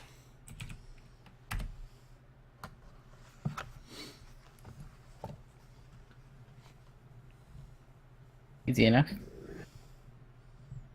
don't really have We much never- treasure. Don't have very much ships. We can give him dusty shit. Got some Thayan wizard ropes that do So, some cool shit. So, the other thing he tells you is that Chult was once a playground for a green dragon. Her bones mark the location of a hidden treasure trove. If you travel to Mesro and head east across the Laughing Gorge, then south towards Kur Sabal, you might stumble on the dragon's bones and earn yourself a place in the history books. Just gonna say, guess what the Laughing Gorge is called? Mwahaha.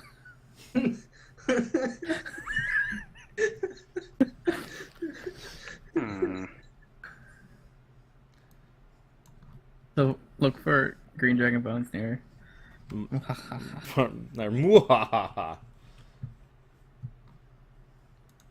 Where was the dragon turtle? Out in the bay that we're at, basically.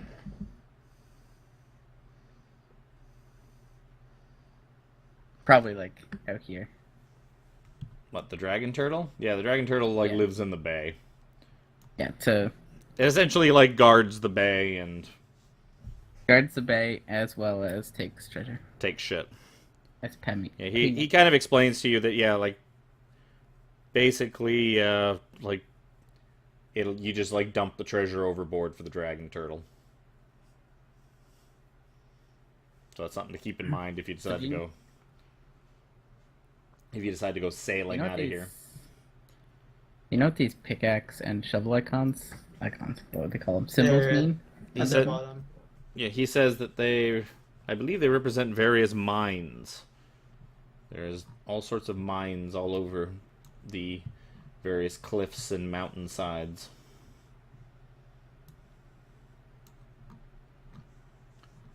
Probably the work of dwarves. Sounds like a dwarven thing to do.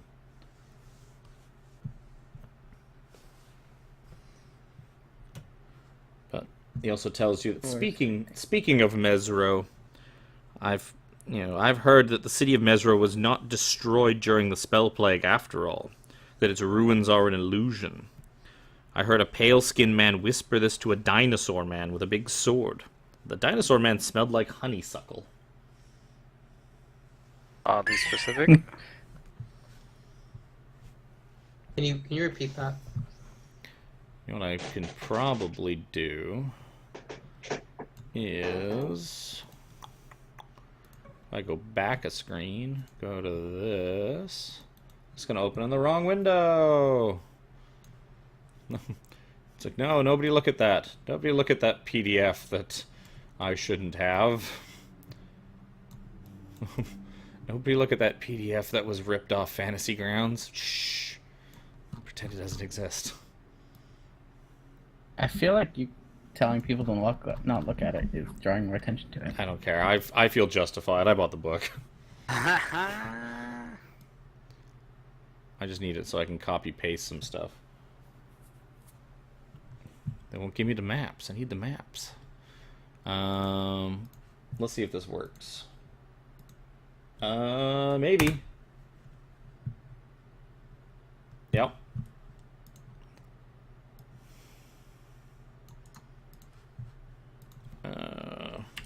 Line break. And the other one.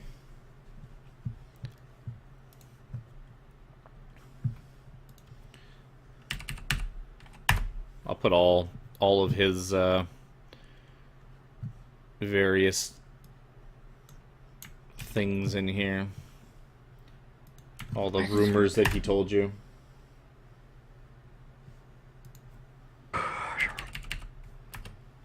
So he tells you that that's about all I've heard. If you want any more information, you're best to comb the streets. Find a guide. It's like that. That you might have to do as well. If you're going to travel into the jungles of Chult, you'd be wise to hire a guide to go with you. I mean, you could always brave the jungles yourselves, but it'd be a shame to never see you all again. Where would we get a guide? Well, He tells you that, he tells you Jobal. He has cornered the market on guides. You would need to speak with him. Got it. So I guess it looks like we do need to win the race so we can talk to all these people. Possibly. Or I guess we could just patiently wait. yeah, there is a line. Want to get up like I mean, 2 eventually a.m. the line should move, right? I'm trying to find you the last. Ruined. The ruined city that lies up the River Taff. There we go. Those are your rumors from Volo.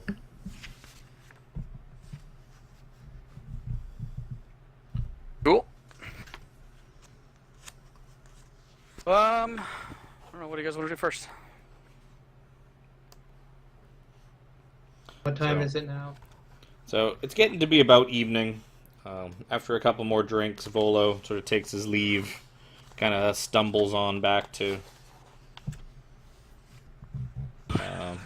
He decides to go stumbling back to sort of where he's staying. Damn it! I never got him to sign my book. Maybe after I win the race. Maybe he'll want Nope. my signature. Maybe. Oh, I know what the place that I'm thinking of. I know where it is now. It's The other in- tavern. No, it's essentially the best place for you to stay, or like one of the sort of places for you to stay.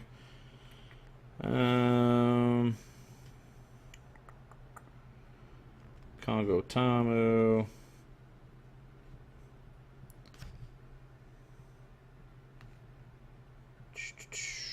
I don't know. So you guys go like sort of looking around. You find various places that you could stay in. more than likely you're going to have to move out of the harbor ward and back to... Oh, there's the public bathhouse. I know the other inn now. Are you thinking of the Kaya's House for Repose? Yes, I am thinking of Kaya's House of Repose. So, that is a place that was kind of recommended to you as a place to stay. Most out-of-towners kind of stay there. We're going to just take you back to Port Nyanzaru. You guys have done poring over your map of Chult. So, you guys head to Kaya's House of Repose. For the most part, it looks very Chultan in its layout. Very sort of grand and open, lots of billowy curtains everywhere, and tapestries, and bright colors everywhere. You're able to find rooms without any trouble. Tourist trap. What? I said it's a tourist trap. Basically. So, in the morning, so you figure that, you know, if you wanted to get back in line, you know, if you hit the lineup in the morning, you probably wouldn't have to wait quite as long.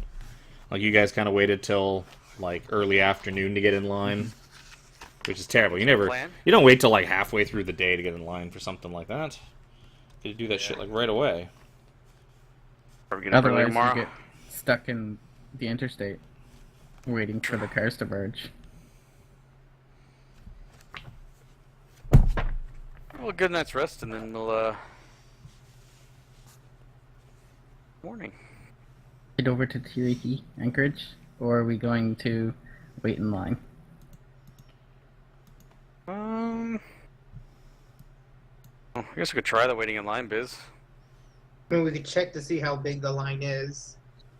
Yeah, if it looks too bad, then some other crazy plan. Yep. So where is Kaya's House of Repose located at in the city? It is somewhere. Ask me again next session when I do a better job, like pre-planned for some of this stuff. I thought I'd be able to wing it a little bit better than I have been able to, but the places I memorized, I forgot. It would be more than likely. It would probably be in sort of the central area of the town, kind of in the market ward, more than likely. From what we've heard, where we Probably need actually, it's the probably in blessing this of a area. Merchant Prince to buy a dinosaur to be in the race. We could also hook up with one of the teams and just race. Yeah, you could race somebody's dinosaur,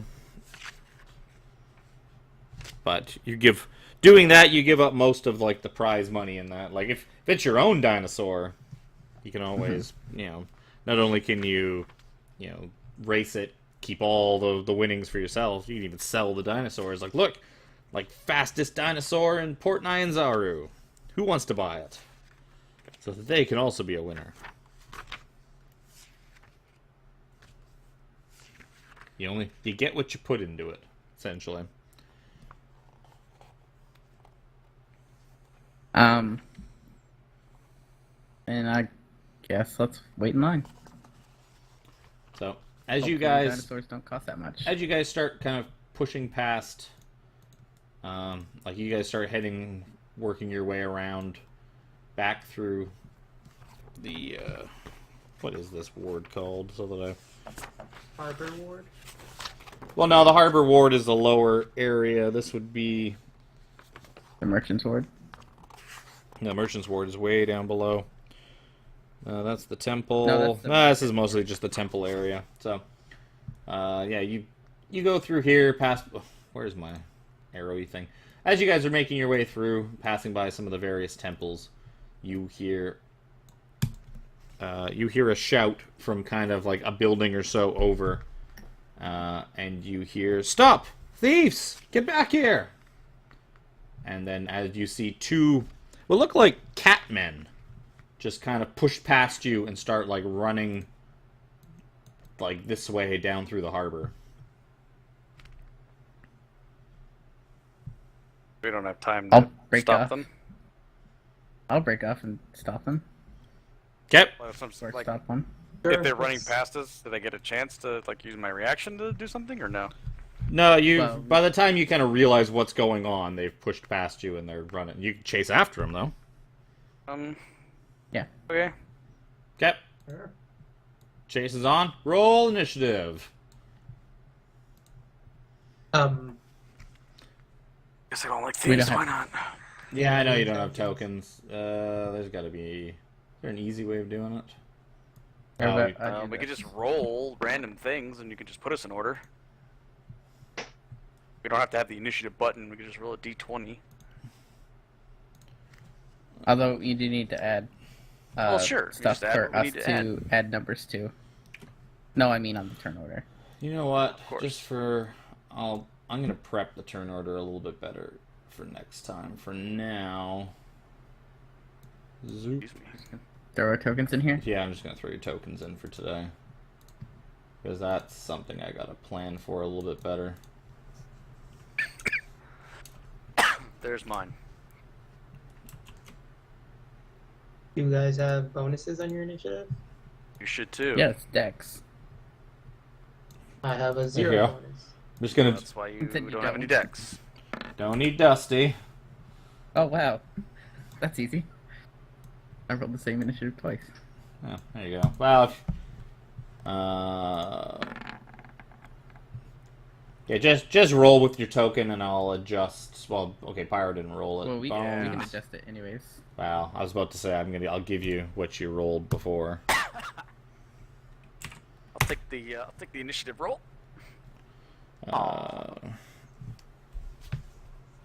We weren't re-rolling initiative. We were just adding our token. Aww. Yeah. Mine was just fortuitously the same. But Ian is still fast though. Catman. can't I just cheat? No. Why do I have an extra blank? Catman's rolled a 14. Going to Catman Oh. do. Descending order. No, because what I need to just do is permanently leave. What I actually need to do is permanently leave you all in the turn order, and when I start up, if it doesn't save from session to session, just put you all into initiative, but like when I start up Roll20. It Before, doesn't like. save from map to map. So we won't be able to see ourselves on the turn order. Oh, have yeah, to- that's right. So you just have to throw our tokens on like the GM layer and pop us out. So roll initiative and then do our It's shit. so fucking annoying. How much is Fantasy Grounds? Anyways. There's gotta be a way to do this without tokens. That seems dumb. Yeah, no, I know. The only other way to do it is, well, you guys can make your rolls, but I'd still have to add you like to the turn order. The problem is the command that adds it automatically to the turn order is dependent on a token. Yeah, that's fine. So, Well, I wouldn't sweat it. You can just put our tokens on the map and just show us when we need it. yeah.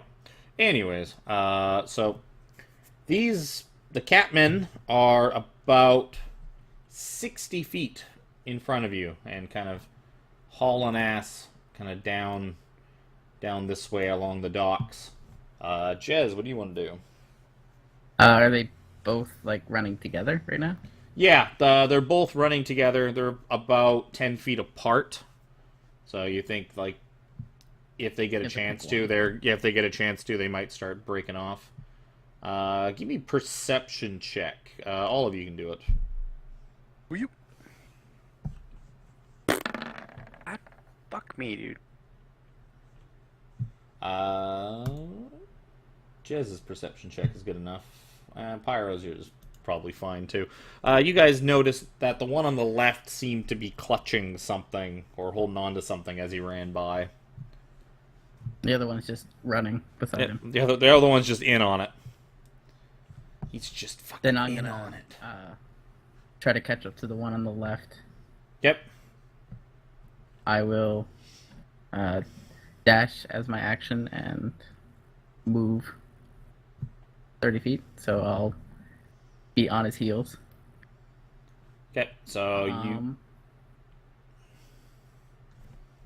I guess it's already time to do things, so I will action surge, and with my extra attack, I will.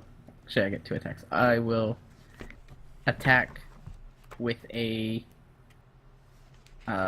grapple. Okay.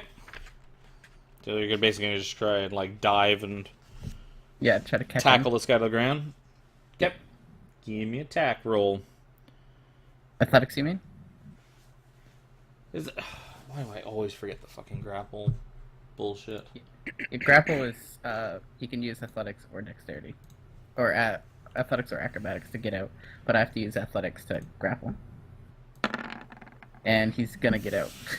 Yeah, he's gonna use acrobat. He's gonna crit his ass. So you dive, like you just kind of like face plant trying to grab this guy, and he just slips like right through your arms and kind of keeps going. So you're kind of right behind him, like face down on the ground as you kind of dove for him and completely missed. Bones, what do you want to do? I will just run up to them. It's like Where's run. my other useless book? You got Bones, the fastest runner of the group. Yeah, exactly. So they're 60 feet away. Yep.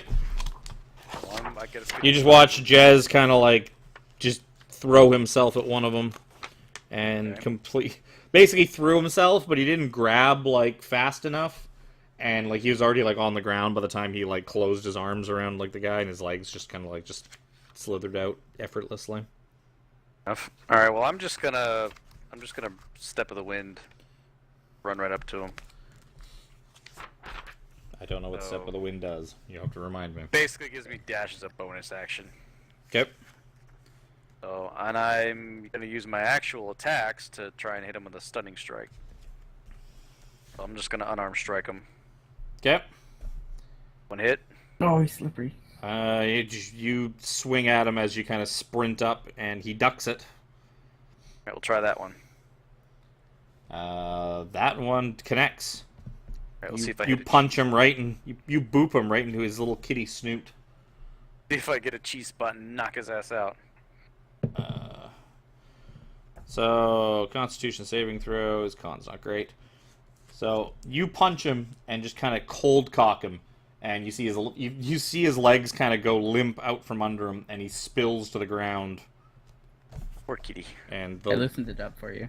the bundle that he's like carrying basically just goes spilling onto the ground and kind of like tumbles about 5 feet ahead of him. Match it up. That'd be an action. You already used your action. I'm good. So The kitty man's gonna grab it. other kitty man's gonna grab it. So he kind of like looks over, panicked, and he just grabs it, and he just like scoops it up, and you see him hesitate for like half a second as he tries to figure out whether it's worth getting his friend or leaving his friend to his fate, and he decides to keep running. So he kind of like dashes ahead, and he just sprints. He gets another about 30 feet ahead of you guys. Pyro. I will double move. Yep. I'll catch up to him and then. Well, you'll catch up to Jez. He's kind yeah, of I'll he's catch for. up to them, and Oh, I thought you then said him. I wanna double check if Misty Step is an action or if Bonus it's action. Bonus action. Then I will Misty Step up to in front of him and block his way. Okay. Just like right in So- front of him, just like appear, stop in front of him so he crashes into me or something. So it's like Bones is That's kind of Bones is like mid punch, like basically like mid knocking out the other cat, and just kind of like looking at this like poor cat man that he's knocked unconscious. Jez is like lying face first in the dirt, and then you just hear Pyro just slowly like clunk clunk clunk like run by you guys, and then just bamf, and then It's- just it's like more- reappear. It's more like clunk, clunk, clunk, clunk, clunk, and then nothing. And And then then you see him just like disappear and then reappear in front of the cat man, and you're like, holy crap, you do like the same shit that like Wacky can do. Like, got- cool. it's like that amulet she has must allow her to Misty Step. That's why she's always like teleporting around with it. But yeah, so you're now just basically just in front of Catman. Like I want to appear right in front of him, so he like. Yeah, Doesn't- basically that's about as close. That's about as far from him as you can get. Like you wouldn't be able to get any further ahead of him, really. Like directly in front of him is like that's the furthest you can get with your Misty Step. So yeah, you're like a foot in front of his face, just boom, and that kind of scrambles him to a stop. And he kind of looks around, panicked for a way out. And Jez, it is your turn. So I will use half my movement to get up. I'll tell. I don't know. Marissa, go help the fire. Oh. And then I'll basically use my action to try to subdue this guy. The which like the you're trying to subdue the guy that Bones has, or Yeah, like keep him here. okay, yeah, you kind of look at him, you grab him, kind of wrestle him to the ground, like pin his arms behind his back. He gives you no, he does not fight back whatsoever. He is like seems to be out. He's not unconscious, but Bones knocked him for like so much of a loop that he's just completely glossed over in his eyes. Fair. So yeah, that's my action.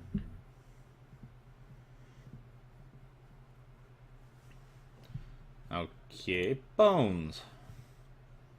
I'm just gonna sprint up to the other kitty and do the same thing I just did. The one that's like stopped in front of Pyro. Yep. So I'm just gonna and bonk. Non-violently. Just gonna like crack him in the side of the head as hard as you can. We'll see. Poor Catman. Bonk him. 13 is just a hit. Done him. The stun is unsuccessful. He passed it by one. So you punch him in the side of the head, and you see like blood trickling down from his kitty mouth. Stop hitting them.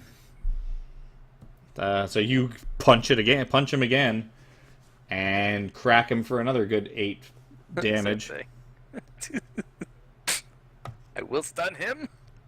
Wow, he rolled even better. He's not stunned whatsoever. Fucking He's like cat. anti-stunned after that roll. Jesus It's Christ. right But there. You could just grab him. After you crack him in the face a couple of good times, like his face starts looking all kind of like messed up, and the fur is kind of all mottled with blood, and he just kind of drops to his knees and just starts like begging and pleading. It's like, please, don't hit me anymore. We give it back. We thought, we don't mean any harm. Here, take. Take it from him. Then he just kind of like he keeps like putting his hands together and like bowing his head like in, like reverence, like, oh, please let us go, I will please. walk my way to the Hundred other- feathers means humans no harm. Are we out of initiative that I can walk up to him now, or? Yep. Yeah, Okay. we'll call off initiative. Well, you were right in front of him. Yeah, it's like Okay, you don't really need to walk up to him. He's kind of right there. I will walk with the other Khajiit. To his Khajiit has friend. wares. You want some? And I'll say, okay, now we gotta go back and tell them you're sorry. So yeah, what were they trying to steal anyways? Let's take a look Yeah, at what it. was this package that I am holding? So you unwrap it, and it seems to be a bunch of sort of nondescript magical instruments. You see various like apothecary stuff. It looks like supplies. Nothing too unique or incredible, but stuff that was probably worth at least a good few coins. Like it's, you see a couple like vials and some various like alchemical stuff. stuff for like a potion maker or kind of wizarding supplies, stuff that's not cheap, stuff that they probably snatched and we're gonna go sell for like a few gold and. But it wasn't like food or anything, so they're not just like Nope. trying to live. All right, well that's. I'm gonna maybe ask that them makes this what much they were, easier. why they were trying to steal this. For money, probably. He says, 100 feathers needs money. Like my brother Brightcliffs and I, we wanted money.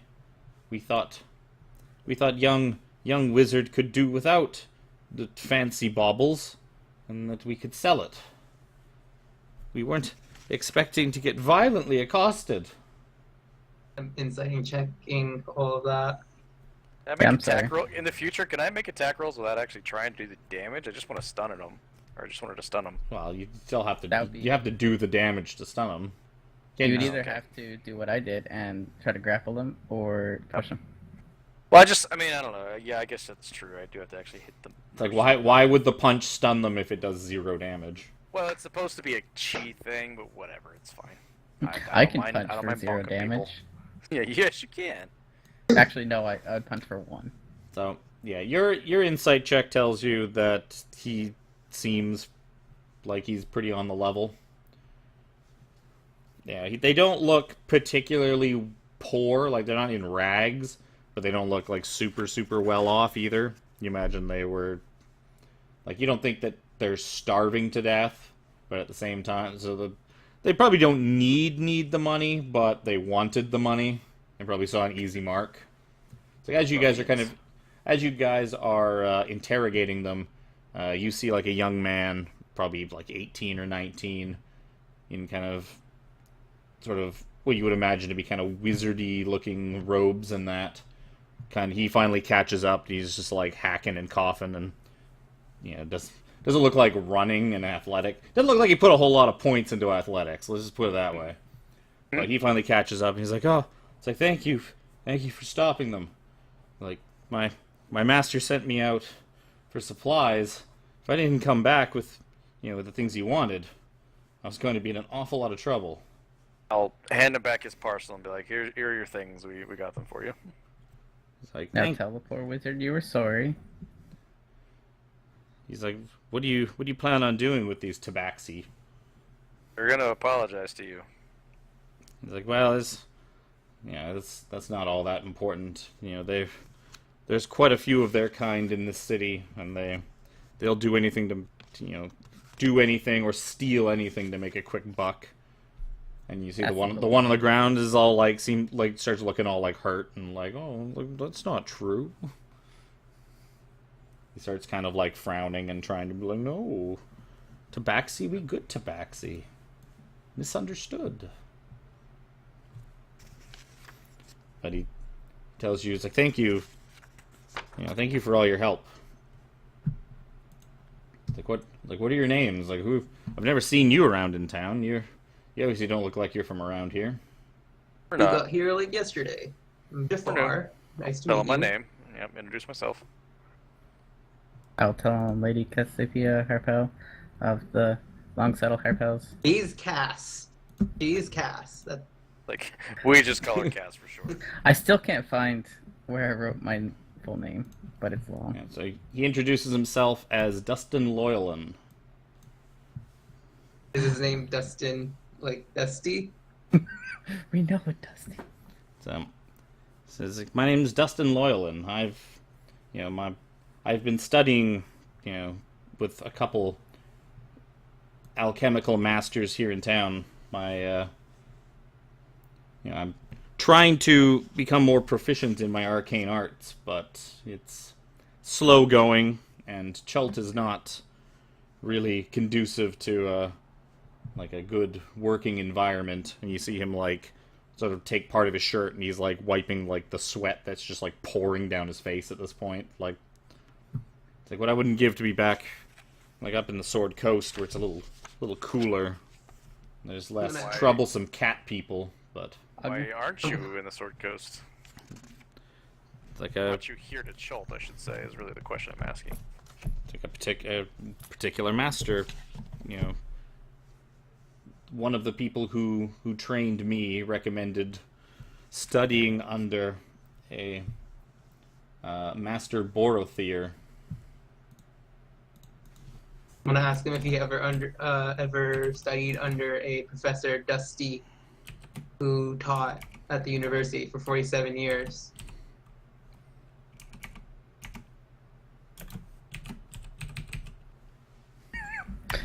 I think Master. you think there's some sort of time So- travel bullshit going on. So he tells you that it's like which university? Like there are many magical schools all across Faerun. Don't remember. Does anyone remember what university? I don't know if he ever told us. It was Neverwinter one, wasn't Check it? his backstory. College of Neverwinter, maybe? Yeah, That seems reasonable. Yeah, the But College it- of Neverwinter. it could have been the College of Thay, but we don't know. True. He doesn't have anything written in his backstory. God damn it, Dado.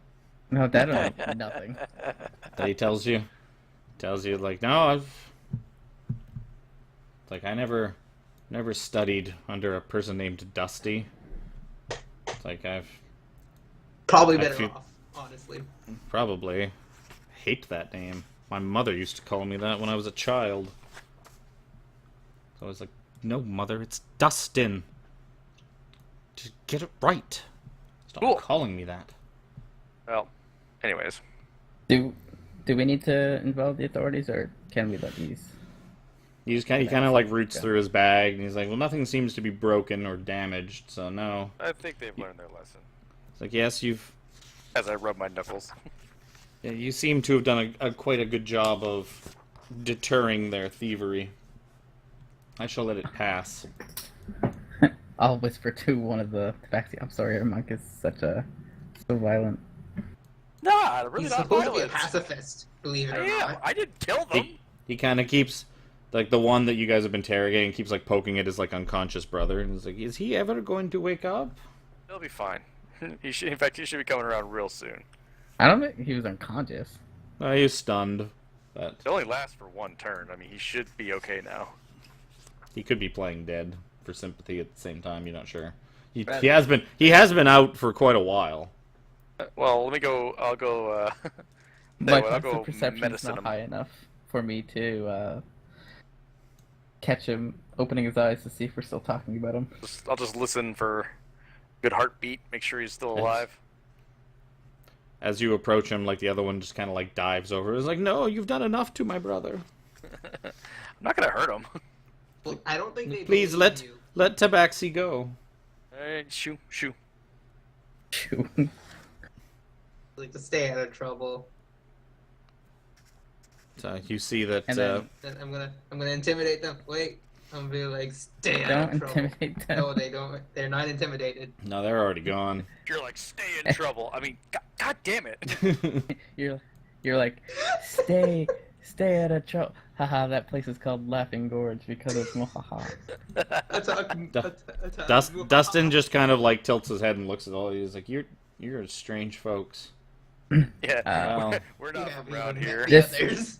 This will probably be when I interject and say, the line, and then I'll start running towards the line. God damn it, I'll run behind him. We'll be like, shit. Yes, as you I'm guys like, go you running, as you guys go sprinting off I towards the. don't. I don't. I'm gonna ask him like, do you know a faster way to get to the princess other than the line? It's like they tend to fawn over remarkable people. Do something remarkable. Go find some lost treasure or map out some of the unclaimed lands of Cholt. Win a dinosaur race. Don't want to do the dinosaur race. The chocobo race. We gotta get out of the coral prison. I'm like, all right. Thanks for your help. Thanks for the words. I have to go catch up with my friends now, and they're way faster than me. So fuck. as you go sprinting off, he's like, "Huh, it's not a bad idea. Teaching would be a lot easier than doing this." So you guys move on off through the ward, get back, and you find that there is a lineup already. but it does seem much shorter. Are we on the bridge this time? Yes, you're kind of past the bridge. There's still like many people in front of you. People that look like they may have been here like all night lining up. Or it could be the tail end of last night's line. They just never went home. It's like, well, I got this far. It's the same guy. It's the same guy from yesterday. I'm gonna ask them what princes are in today. Do you know? So, the guy at the back of the line is kind of like half asleep. He looks like he's trying to kind of like catch up on like some of the sleep he missed by coming out here so early, by just standing there and like passing out. He just kind of shrugs at you. Yawning. After like a few minutes, an attendant seems to be kind of just like walking by. You can tell that they're not like a regular citizen because they look like they look very to do.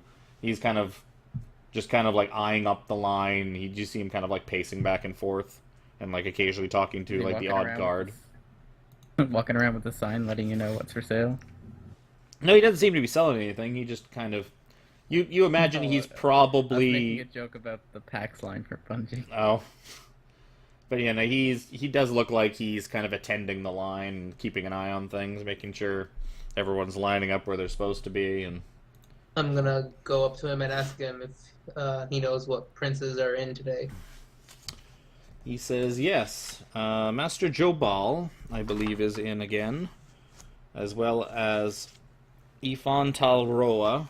He came back again, as well as, I'm not going to figure out how to pronounce her name, fuck that, and Xanthi. She is also in. And then...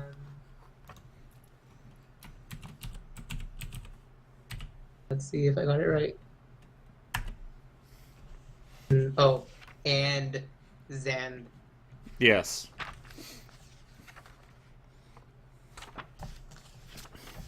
I'm like, oh, what's she? I guess I in could have charge looked up how to pronounce her name. Yeah, you have It's Queothe. That's what it was. It was going to be Queothe, but at the time I looked at her name and I was like, nope, not going to do that right now. Wait. Let's just pick somebody else. It's a she, but she's a prince. He tells you, it's like, you must be new to town. It's like, yes, almost half the merchant princes are female. Merchant prince is just kind of a misnomer. It's sort of a category or a title. In fact, Gotcha. three of the current merchant princes are female. I see. And what's she in charge of? Why don't I just look it up in my thing? Oh, because it's probably fast to do this. She deals in gems, jewelry, cloth, and armor. Ooh. Those are the businesses she has quite a hold on. Armor.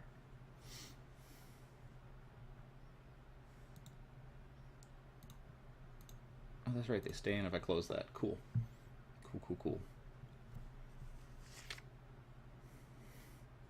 Tells you, it's like, if there's anything else while you enjoy your wait in line that I can do for you. Not that I can think of right now. I will let you know. There is. Thank you for your help. What was your name? He tells you that his name is Ebotet.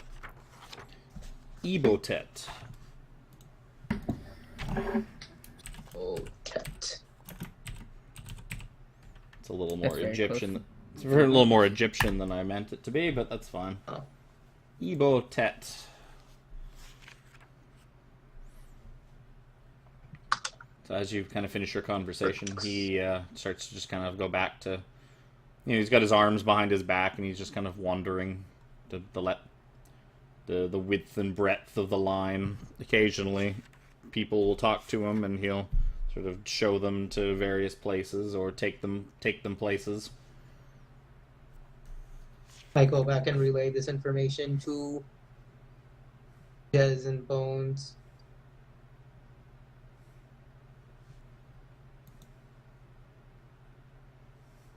Do we know what Wakanga is in charge of? You guys could probably ask around in the line, and you're told that Wakanga is in charge of... he deals in magic and lore. Lore. What do you Basically, mean by anything that comes in and out of the city, or that has to do with magic, or the arcane arts, or magical lore, that's kind of Wakanga's domain.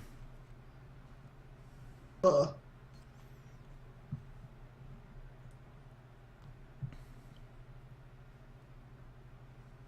Okay, I guess we get back in line, or I get back in line with them.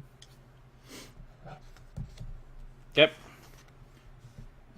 Give me... So you guys wait around for like an hour or so in the line. Give me perception checks. Half was expecting Constitution saving throws from the heat. Oh, it's not that bad yet. So yeah, Bones and Pyro, you guys kind of notice occasionally that your friend Ebotet, well, I guess not your friend, but the man you just met, you know, you're kind of like watching, you have like nothing really better to do than just kind of stare off into space. But you notice that he'll occasionally get waved over, have like a conversation with somebody in line, and then he'll kind of like usher them off somewhere else.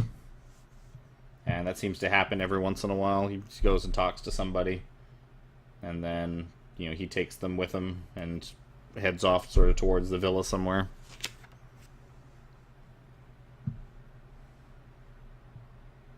I'm gonna ask the guy in front of me, like, how long have you been in line? He's kind of like dreary, kind of looks back at you and says, what is the day today?"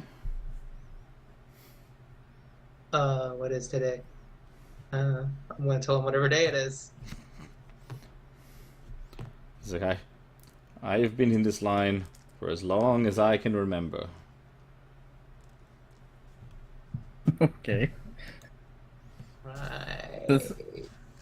Why is the line so much shorter today? So yeah, you guys look behind you, and you know the line Back has filled up extended. again? Yeah, the line has filled back up. It's like back down the bridge, kind of where you saw it yesterday. So basically, people stay in line forever, and the ones that don't probably line up the next day. Or the people, or people that come here late. Yeah, like well, nah. You also notice you really haven't moved all that much in like the hour that you've been here. I'm gonna wave over Ebo Okay. when I see him next. He's like, ah, yes. I'm gonna be like, so how long does this line usually take to get through? He's like, oh, it can vary. It depends on what the requests are that the people have for the various princes, how long their meetings take, you know, various other factors. But yes, the line could be a great deal long. It could also be not much longer. I ask him, like, so I know you didn't mention that Wakanga is available today, but is there any way we could get to him? We do have something fairly important to speak to him about. I'm sure everyone says, oh yeah, we have important stuff to talk to, but like...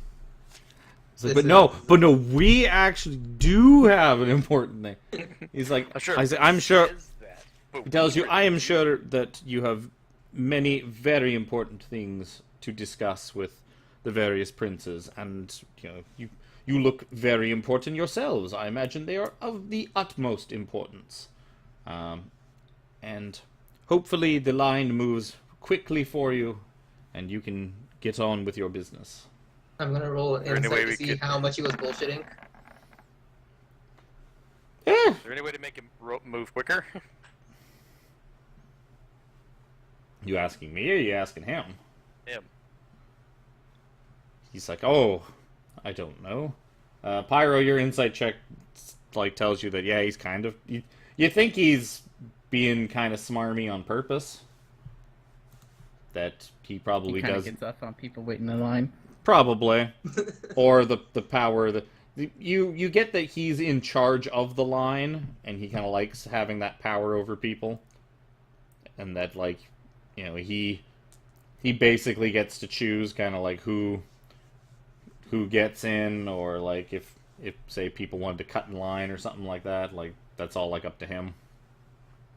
He is the line master. I'm gonna wait until like he goes to the next person. Like every person he's going to, I'm gonna try and listen in on like what they're saying to see like if he pulls them away, what's he pulling them away for? Well, he's not like going up to people, like more like flag him over. Yeah, that's what I mean. Like when people call Like him over. it doesn't happen too often. You wait another like 10, 15 minutes and you see someone probably about Probably 70, coin. 75 feet up the line, like start waving him over. He starts kind of sauntering over to see what they want. That's too far away for me to hear them, isn't it? Probably. Give me a perception check. And I roll a perception check to see if any coin is transferred. Well, I'll say that Pyro, like you do see what looks like it's very subtle, but you see the person in line kind of like pass something off to Ebo. He kind of like hands him something, but it's very nonchalant and like it's very subtle, but you just manage to catch that, and then shortly after, Ebo kind of like takes the guy like puts his hand on the guy's back and just kind of leads him out of the line and around to like the temple, or the palace, I should say, not temple. I'm gonna look at Jez and Bones and be like, I'm gonna like raise my eyebrows, like yeah. Let them know what's up, and then wait for Evo to get back, and then Well, I give probably him a just few minutes, let him survey the line a little bit more, Okay. and then let him bask. yeah, just let him like feel big about himself. Then I'll grab how much should we give him? That's a very good question. So I'm asking Jez and Bones, like how much should we do? I don't know. The more we give him, the less we have to buy the thing that we're going to see him for. Yeah, I don't know. Well, Unless we do this, we're not That- getting in. that fruit dealer was really happy about 1 silver. Fairy princes are probably 10 times as expensive. In that case, you're probably looking at 10 gold, Yeah, 10 or 15 gold. we can do 10 gold. I don't know. Anything less will be an insult. Yeah. So I'm Or gonna anything less grab- anybody's looking for is an insult. So I don't know. I'll grab 10 gold. Just like have it in like how big is gold? They're like just coins, right? Yeah, they're coins. Yeah. So I can hold it all in one hand and just like shake his hand with it, right? Loony Yep. size. Or you've probably got like a few little like change purse thing. You could also like put it in like a little tiny bag. And Yeah. you know, I'll being take that like coins are like the money of the realm, like you probably would be carrying around like a few extra little like coin purses and stuff like that to, like, if you had to pay for like 100 gold for something, you could put 100 gold in a bag and give that over, as opposed to just dumping coins all over the table. Guys, I found my full name. Cassiopeia, Lorelei, Gwendolyn, Isabella, Harpel. Now you know how long it takes. First of her name, Princess of the No. Andals. It would be, since I'm young, it'd be Lady Cassiopeia, Lorelei, Gwendolyn, Isabel, Harpel of the Long Saddle Harpels. Man, ain't nobody got time for that. Cats. Sorry, I'm technically noble, so So So I'm gonna wave him over one more time. he's like, "Ah, yes, my pale friends. Like, I am sorry that you are not through the line already. It Yeah, usually we're moves sorry much too. faster than this, but Like, we're sorry too. I'm gonna be like, but I want to thank you for all the information you've given us so far. I'm gonna shake his hand. Like, put my hand out, shake. okay. You know what? Give me a sleight of hand check. Yeah, I saw this coming. Let's make it fun. You know something funny? I forgot that my noble feature. Thanks to your noble birth, people are inclined to think the best of you. You're welcome in high society, and people assume you have the right to be wherever you are. I probably could have just walked in. Well, I don't know about walked in. Please don't step on Well, my I keys, mean, cat. I could have made my case with this guy anyways. Okay, so you But deftly manufacturing slip it into his hand without, like, you know, if you didn't tell Jez and Bones that you were doing this, they probably wouldn't have even seen it. You slide the money into his hand like a pro. And he's like, "Yes, I'm glad to have been helpful to anyone. We here in Port Nyanzaru, we appreciate all of our new guests. I mean, who was it again that you were wanting to see today?" Well, Conga is who we need to see mostly. It's like, I'm afraid Lord Otamu is not in. Hang on. And- If we could see, do we want to see Joe Ball or do we want to see Ifan first? We want to see. Ifan does, yeah. Ifan Telroa is the guy that is in charge of beasts and shit. Joe Ball's in charge of like guides and sell Guides, swords and. yeah. So it kind of depends on, do we want to try to win the race, or do we want to just go in the desert and find shit? Well, Telroa is our key to getting more acknowledgement in this place, and then we can talk to the rest of them. Yeah, I guess let's go talk to Pelroa. He's like, you were here to see Ifan? It's like, yes, I remember now that I remember your appointment. Come with me. Get out. Let us take you out of this hot sun. And As we're walking by, I'm like, I don't remember having an appointment. he's like, no, yes, you absolutely made an appointment. You must have just forgotten. Lucky for you, your friend Ebo here he remembers such things. And he kind of leads you in and around up to the front of Golden Throne. It's a very grandiose looking palace. There's a lot of kind of colorful tapestries and that hanging from it. Lots of gold filigree all over like the outside of like the big domed roof.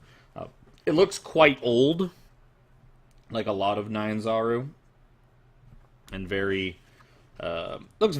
I guess best wording for it would be looks very foreign. It doesn't look like any of the castles or palaces or keeps that you're used to seeing up in the north.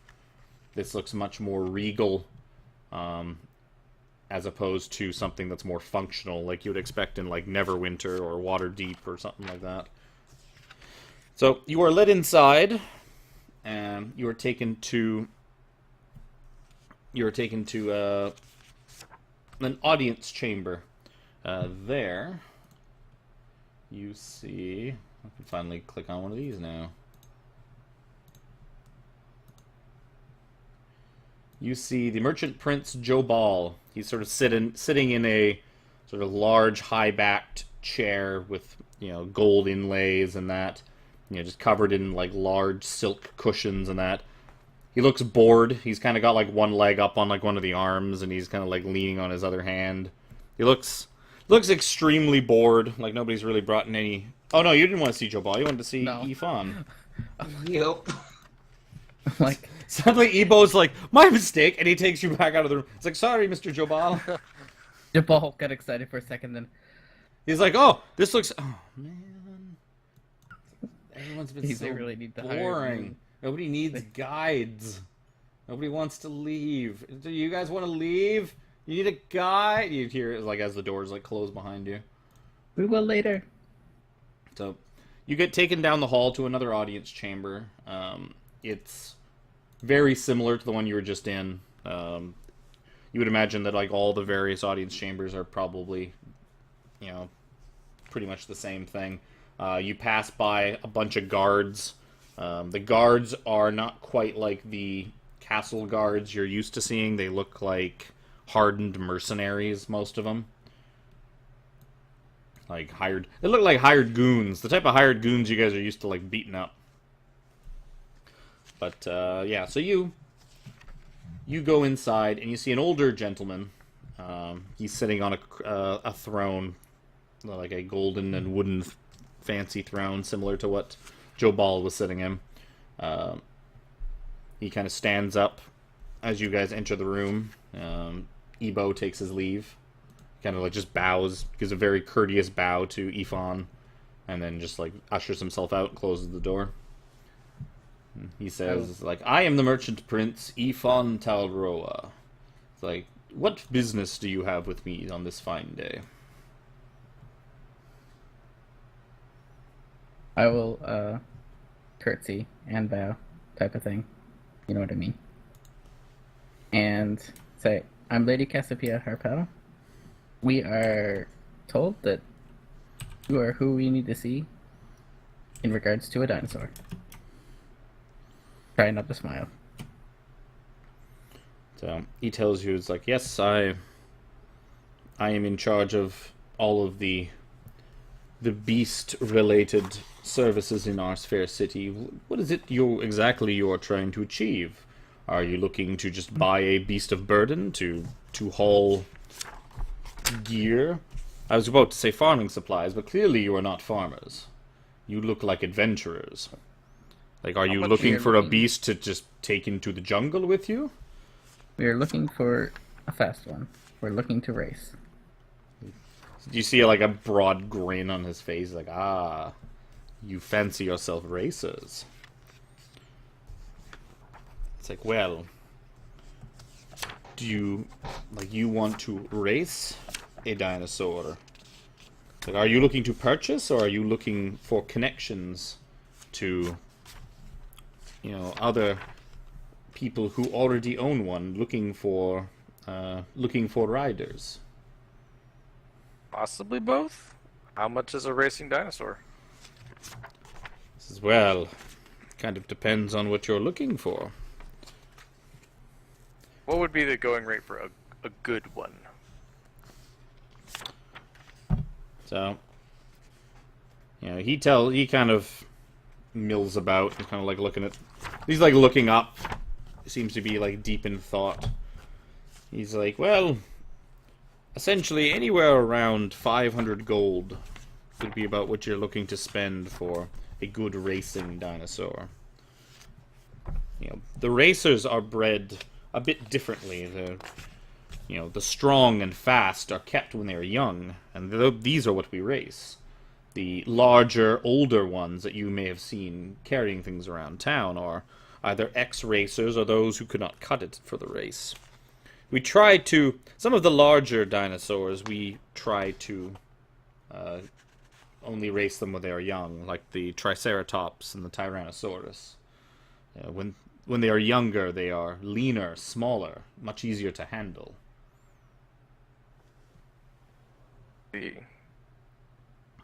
What it costs for just a regular everyday mount. Everyday mount. Not like a racing dinosaur, just and not really a farming beast of burden, but something that an adventurer could use to get, basically like the equivalent Travel of a from horse point A for to those of B. us. Yeah, those of us in the north. He knows what horses are. He tells you that, traveling by dinosaur is not typically recommended. The jungles of Chult are very dense, and, it's not going to... It may give you some form of comfort and style, but, you are not going to travel any faster by dinosaur than you would by foot. You will make a much grander entrance to wherever you are going, though, and a much louder one at that. They are not subtle animals. But they're not necessarily. They don't make good mounts necessarily. It depends on where you take them. A quick question. How much money do we actually have? I think I've got like 100 gold. I have 138. Yeah, I don't think we gained You- any money. You guys are broke. Yeah. Well, Yeah, I 'cause you think I haven't actually really think given that us much Dusty money. was keeping most of the stuff. Oh, maybe. I think I we're think he still... was keeping most of Oh, our. I thought you. our- Well, our no, because I thought you things. guys were just splitting everything by 5 every single time. I mean, I'm pretty Sometimes we sure. were, but I Pretty think sure there were he's things. lost most of the money that he had because he spent it on spell levels. Like Zephyr could check to see if he has any money, but it probably is nothing. He had. Like a. He had a bit of money. Maybe the stuff. Didn't he I have like think that bag of jewels I think as well? he kept. Yeah, I think he kept valuables more. That's more what I'm talking about, not so much Uh, the money aspect. He doesn't have. Doesn't have any of that. Oh, well, he So, either did you know that what? down or we don't have it. So I'm going to say I'll give you guys the money he had. He had 200 gold on him, basically. So Okay. we'll. And there's I also didn't realize he had the wand of secrets that you guys found too. So we will also say that you guys, in that bag, you found like 200 gold. Some of I guess a bit of stuff that he had stashed away. So we just 40 each. Yeah. So you, Or or you split we it can between the start- 3 of you because Lawaj and Wacky aren't here.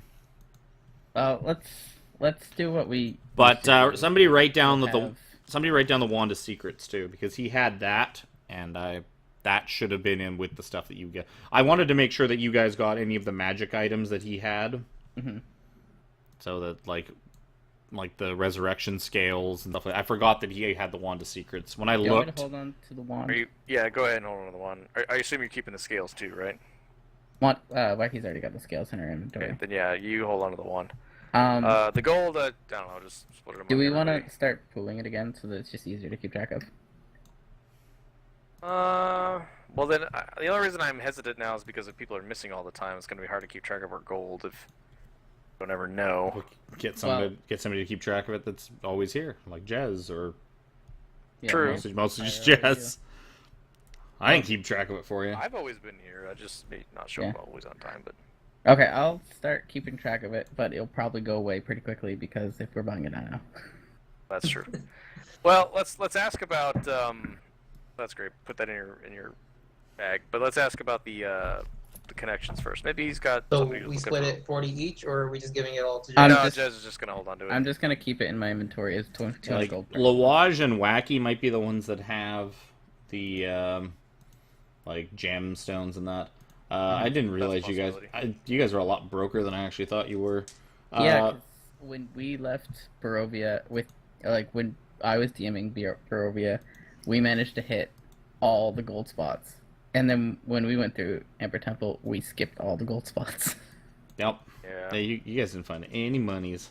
Because we found no, the we place did to not. go pretty quickly. I will also say that to cover expenses and stuff like that, the captain will have given you guys 500 gold to kind of help cover, expenses, food, water, whatever shit you Okay. might need, guides, things like that.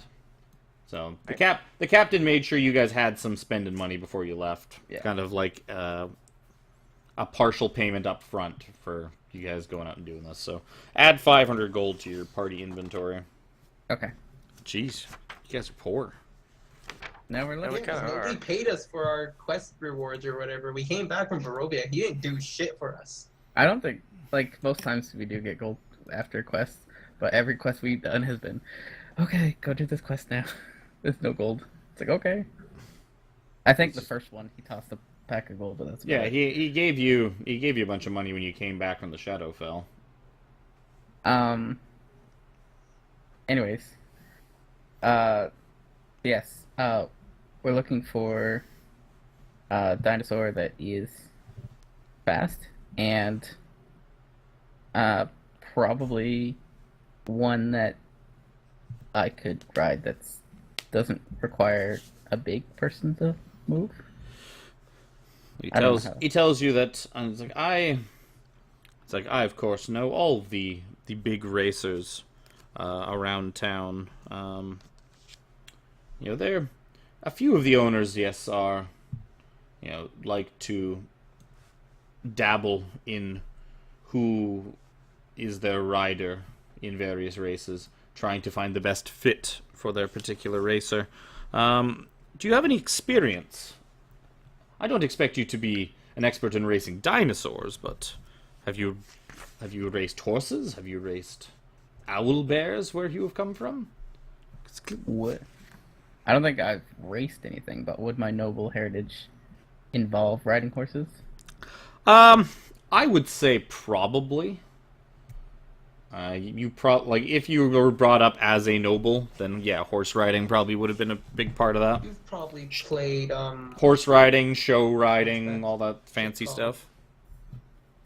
that game they Polo? play on horses with. Polo? No, is it polo? Might Yeah. be polo. The other option is water polo, where they do the same thing but underwater with no horses. Because the horses would drown. I tell you what, give me an animal handling check as your. This is. Yeah. 8 and a 6. So he kind of like looks you over and kind of listens to your background. He's like, well, it's like your heart is in the right place, and I understand your interest in wanting to race and win, the glory of the competition. But Be better if I could talk to her. I'm not sure. I'm not sure how good you really would be as a dinosaur rider. I mean, you're going to have to do a better job of convincing me. It's like unless one of your friends is quite adept at animal handling. I'm rolling. Well, he was more asking like if you... Pyro's still really unsure what a dinosaur is, and like why you guys want to race them so badly. I'm like, sure, they look cool to ride, but Well, he's more asking if like any of you are like you trained in animal handling. No. I unfortunately did not put points into What? it because I couldn't. What? It's a what about wisdom-based Wacky and skill. Lodge? Do they have anything? I doubt it. Lodge might. Honestly, Wacky might. I don't think either of them would have put points into it. Handling. Danny.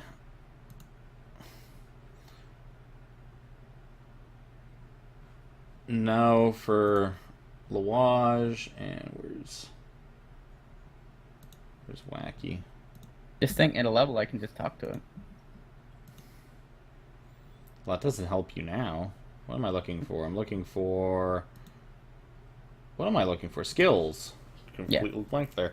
Well, Wacky has Jack of all trades. So, but her wisdom's not particularly high. Her wisdom's a 0. So the Jack of all trades is not really going to help any more so than like one of your guys' wisdom. So he kind of tells you, he kind of like looks you all over and he's like, it's like perhaps you could, convince me of why this is so important to you. I really want to. I want to put you in a dinosaur today, but What can you're I? not doing a very good job of convincing me. You'd be right to For a Jaguar. because I cannot just recommend anyone to one of my associates to ride their expensive prized beasts. I mean, if you were to buy your own, you can do with it what you will. I thought that's what we were asking, but. Oh yeah, no, he doesn't care like how good you are at racing. If you want to buy a dinosaur, you can just buy a dinosaur. Like he's more than happy to let you buy one. He basically wants you guys to prove that you're good enough to ride in a racing team. Well, yeah, to ride one that belongs to somebody else. Because he can't, in good conscience, just be like, put this guy on your dinosaur, and then you crash it into like the first like fruit stand and break its neck. And it's like, well, there goes that really that dinosaur only had like 3 more races till retirement. Now it's Do they put racers in that are new dinosaurs, or do they usually also want them on a team? He tells you that like no, like you, like any who, like most who want to race are able. You would be long odds. If you were to buy a dinosaur, I would grant you my blessing and enter you in tomorrow's race. Well, I'll let you know As- why we'll want to enter the race, anyways, just in case. Uh, we've heard that winning a race is probably the quickest way to get notice of you and all the other trade princes. It's like, well, you have my attention now. We are speaking. You did We not. also have to see We Utama. also have business with the other princes, like a few of them. It's like, I see. Yes. Just Utama. It's like, well, So- we merchant princes are very busy, but Not that it is it is customary for us all to be in attendance for the finish of a race. Only the most pressing matters could tear us away from the winner's circle of the weekly dinosaur races. So And it is a bold plan. Did you come up with this on your own? we had help. It's like, I see. I still gotta get his autograph, but Volo helped. I'm sure. Is it Volo? Volothamp Gedard? Yes. Gadar. Ah. It's like, that is what I meant. I believe I read one of his books once. Some guide he wrote about Waterdeep. It was very, very interesting read. Especially since I will probably never go to visit that place myself. I'll let him know that like Volo was actually interested in getting your audience as well, all the princes' audiences. So he would be in our retinue to meet when we win. Win. It's like, well, Volo and I go back a long ways. Plus, yeah, the last time Volo was in town, he had a bit of a falling out with Joe Ball, and it was one of the most entertaining things I'd seen in a long time. Watching Joe Ball chase poor Volo around the entire outskirts of Golden Throne. I do not really know what it was about, but this was very entertaining. If you are here with Volo, perhaps there is something I can do.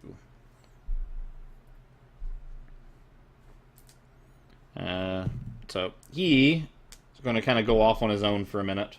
Then he kind of whispers something to one of his guards. His guard goes, leaves, comes back with not Ebo, but like another attendant, looks kind of like him, and he kind of like says some things to him.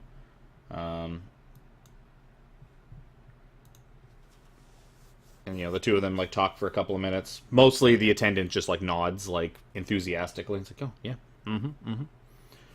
So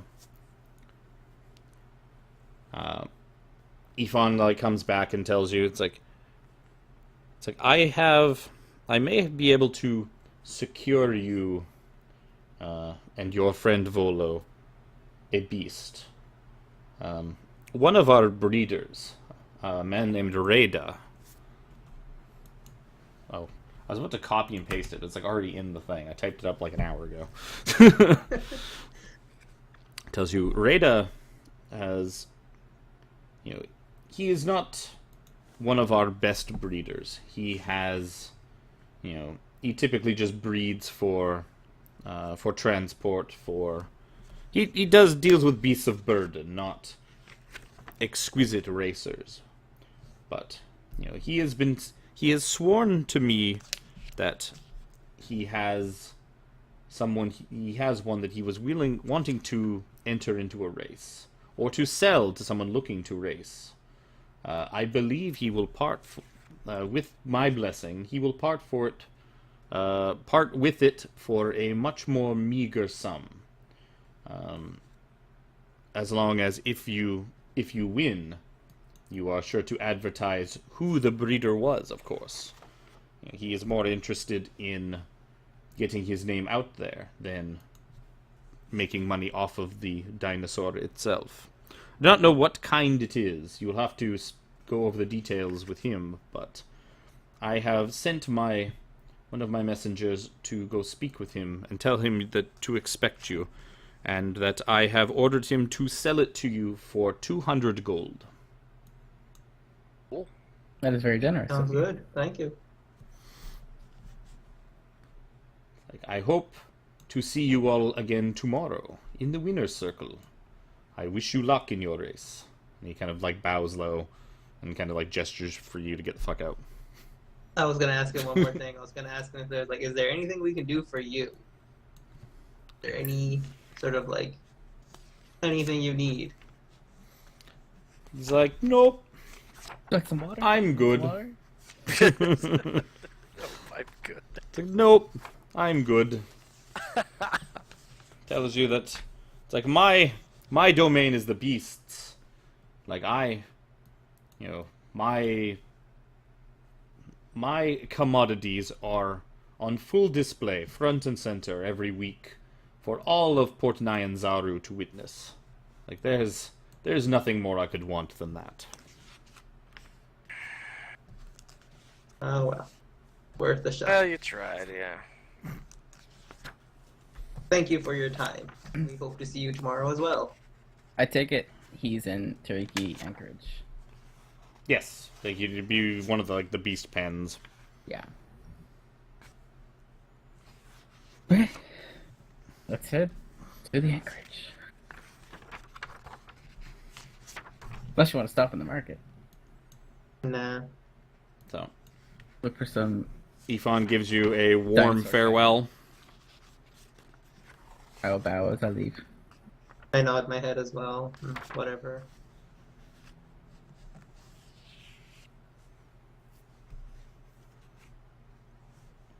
So I'm guessing you guys are going to head straight for the Beta? Yeah. to the Tiriki Anchorage. Oh, good. My scrolling has stopped working in Roll20 again. That's lovely. You want some street meat along the way? So, you guys make your way down below. You head, well, not down below. You head east. I keep forgetting that things turn sideways. You head east, down along through various past the market, past various other buildings. You leave through a big gate out into sort of an older part of town. You notice that the Anchorage has got like its own harbor. There's lots of warehouses and stuff along it. It's not quite as well kept as the proper harbor inside Port Nyanzaru, but it seems to be no less busy. Like lots of smaller ships seem moored out here. So, you kind of make your way through, and you find there's way more beasts out here, like lots of people just like walking dinosaurs and all sorts of various other things through. You see a couple people go by with that have monkeys. You see, some kind of horse go by that's just covered in fur, long hair, basically a long-haired horse that you can't imagine how it's still alive in this heat. And you kind of make your way down all the way to the outskirts. You pass by all these training pens and places where you see young and old, big and small dinosaurs being trained, being looked after. Some of them clearly for racing. They've got paint and markings all over them. Some of them just being trained to lift. There are racing stripes. There's all sorts of stuff painted on them. You finally go to a smaller one on the very outskirts of town.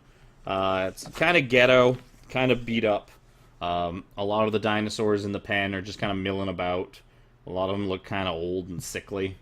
Like they don't look unhealthy, but they don't look like they're winning any prizes anytime soon. Finally, like like just dusty and dirty Chilton man in his like probably 40s or 50s kind of stumbles out of like the little house on the side of it, and he says, "Ah, it's like you must be the ones that Ifan sent. Like I am Rada. I hear you are here to buy one of my dinosaurs. You're here to win tomorrow's race and launch all of us into fame and fortune." And he like puts his fist in the air triumphantly. Woo! I'll put my fist in the air too, because everyone else is so. So he kind of like leads you through, and he shows you what's it gonna be? Other. Other dinosaurs. It's an other. It's a copy. So he kind of like pushes some of like the bigger, like slower, kind of older dinosaurs like out of the way. Like it's kind of like an odd thing to see because he'll like just go up to like this thing that weighs probably hundreds and hundreds of pounds. And he just kind of pushes it and kind of smacks it like on the side a bit. It's like get move. And he kind of like pushes his way through, and he finally takes you to a young Triceratops that's missing one of its horns. Dual horn. So it's probably more of a Biceratops at this point, but Call him Duo for short. But yeah, so he shows you to a Triceratops. It's kind of, it looks fine, looks healthy, but like one of its horns seems to have kind of like, it doesn't look like it's broken off. It just looks like it grew in as like a little stump, kind of like a birth defect. Stumpy. So it's not that it's wrong. It's just he probably wouldn't win one of the breeder competitions. He's like, well, here he is. What's his name? Stumpy. he tells you that, like, I've taken to calling him Carl. Carl. But if you're purchasing him, I mean, you're welcome to name him whatever you want. He doesn't seem to respond to Carl. Doesn't really seem to have responded to anything, but I think he'll do fine. He's healthy, and I believe he's quite fast. I'm not sure. I don't really have a lot to go off of. He's definitely faster than these ones. And he kind of waves like a distasteful hand, like to like the other ones, like these things. Maybe later we can Like, find out. That means what there's no Carl's need to ask name my question. I was gonna ask how fast is he? is. Faster. Hopefully fast enough. Well, I just had a Yeah. great idea. Can we have a wizard cast haste on the dinosaur before the race? No, I because think that's probably against the rules. That requires also having a wizard. I know. That also requires- friend. also requires having a wizard that knows haste. Yeah, that's true. Bummer. Oh, gonna be like, It's like, okay, so well, I who's was- writing him. Jez, you're writing him, right? He's probably the only one that even has a shot at it, because I've literally probably never ridden an animal in my life. But I'm also the least likely to get the dinosaur to do what I want. It does say choose a willing creature. It doesn't say what, like... Yeah. It's a willing Well, we'd creature have to for up get- to 1 minute. It's not like it would last throughout the Consent. entire race or anything, but... Well, I Also- mean, they would probably notice the dinosaur, like, noticeably slow down after a minute. They'd be like, Well, maybe Oh, it just yeah, got tired. That's the other problem. After the minute, it just does nothing for 6 seconds. yeah. Oh, yeah, that's right. When the spell ends, the target can't move or take actions until after his next turn as a wave of lethargy sweeps over it. Yeah, so it basically would just collapse after, like, a minute of just going hard. I will pet Carl. Yep. He's like, so, it's like, I was hoping to charge a bit more for him, but I was told that you would be taking him for 250 gold. No, 200. We were told 200. I think we should go with the 250.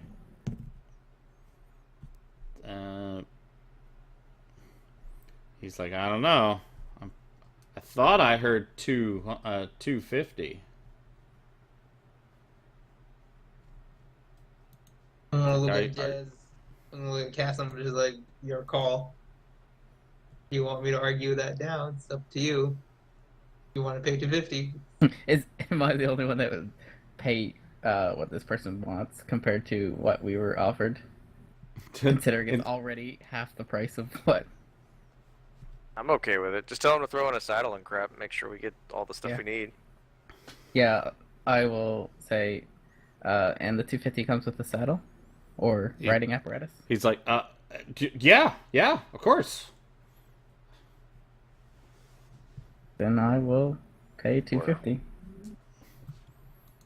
Like, I don't think they actually have saddles. he's like, all right. You see him kind of like rubbing his hands together. He's like, yeah. So he tells you that it's like, the race is tomorrow. You're more than welcome to Train. you're more than welcome to kind of practice riding it around in here. You can let it stay here in like the pens like overnight and that. You don't have to like take it home with you. You don't have to drive it off the lot just yet. Oh. He tells you like you're free to rename it, decorate it however you wish. I think I've got some paint over in the barn here. Just mostly sitting around. Don't really get to race. Don't really breed many racers, so the paint's just been kind of sitting there. But and first thing in the morning, I'll make sure that she is, or that he is prepped and fitted for racing and transported to the starting lines. So we should just meet you there? It's like, well, if you don't want to try out your new dinosaur, or I meant like tomorrow. We should just meet you there. he tells you that he will like transport Carl or whatever Carl's name ends up being. Either Stampy or Stumpy. I really wish I could talk to animals right now, so I could ask him what he wants to be called. If Dada were here, he would have said, maybe you shouldn't have failed on that roll. Yeah, Yeah, he probably he would would. have said that. Probably. You do think the druid would have been a real good choice of who to ride the dinosaur. Those animal handling checks you're gonna have to make, or druid would have done a real good job. I'm pretty sure he was actually even proficient in it. Oh well. Yeah, let's try Carl out. Okay. So you get kind of the quickie course on like how to sort of control the dino and like make it obey you. It seems docile enough. The thing doesn't Left D-pad to go left. you go through the tutorial of the racing section. R1 is speed up. You get used to kind of like riding it around in the pen for R1 Probably. is speed up, but L2 is slow down. That was the joke. so you spend some time bonding with Carl. Have you decided on what you're going to name him? That is his real name. That's just his slave name. I voted Yeah. Stumpy. Stumpy seems even more demeaning. Oh, he got a little Stumpy horn. It's cute. Well, Stubby? he tells you that the other. Stampy would He's like, if you want some naming ideas, like the other ones that will be in the race with you tomorrow will be Big Honker, Oop Tao's Favorite, Banana Candy, Bone Cruncher, Grung Stomper, Scarback, Nasty Boy, Jungle Princess, and Mountain Thunder. Oh, that was nasty boy. boy. It says those are the other dinosaurs that will be involved in the race tomorrow. Okay. We need to come up with a name that's similar to that theme. Why does it have to be similar? Well, it's gotta fit in. Dying. Yeah, I mean, you don't want him to stand out too much. Like, don't We want to gotta- pick. We gotta come from behind so that no one bets on us. We'll win all the money. Behind. Call him that. Behind. I don't know. Whatever you want. Rear ender? I don't know. Coming up from behind. Can't think. Let me Google good dinosaur names. Good racing dinosaur names. Let's see. Good racing dinosaur names. Oh yeah, that's a real good picture of what he probably looks like if you get him all painted up. Arlo. Let's call him Wahaha. Wow.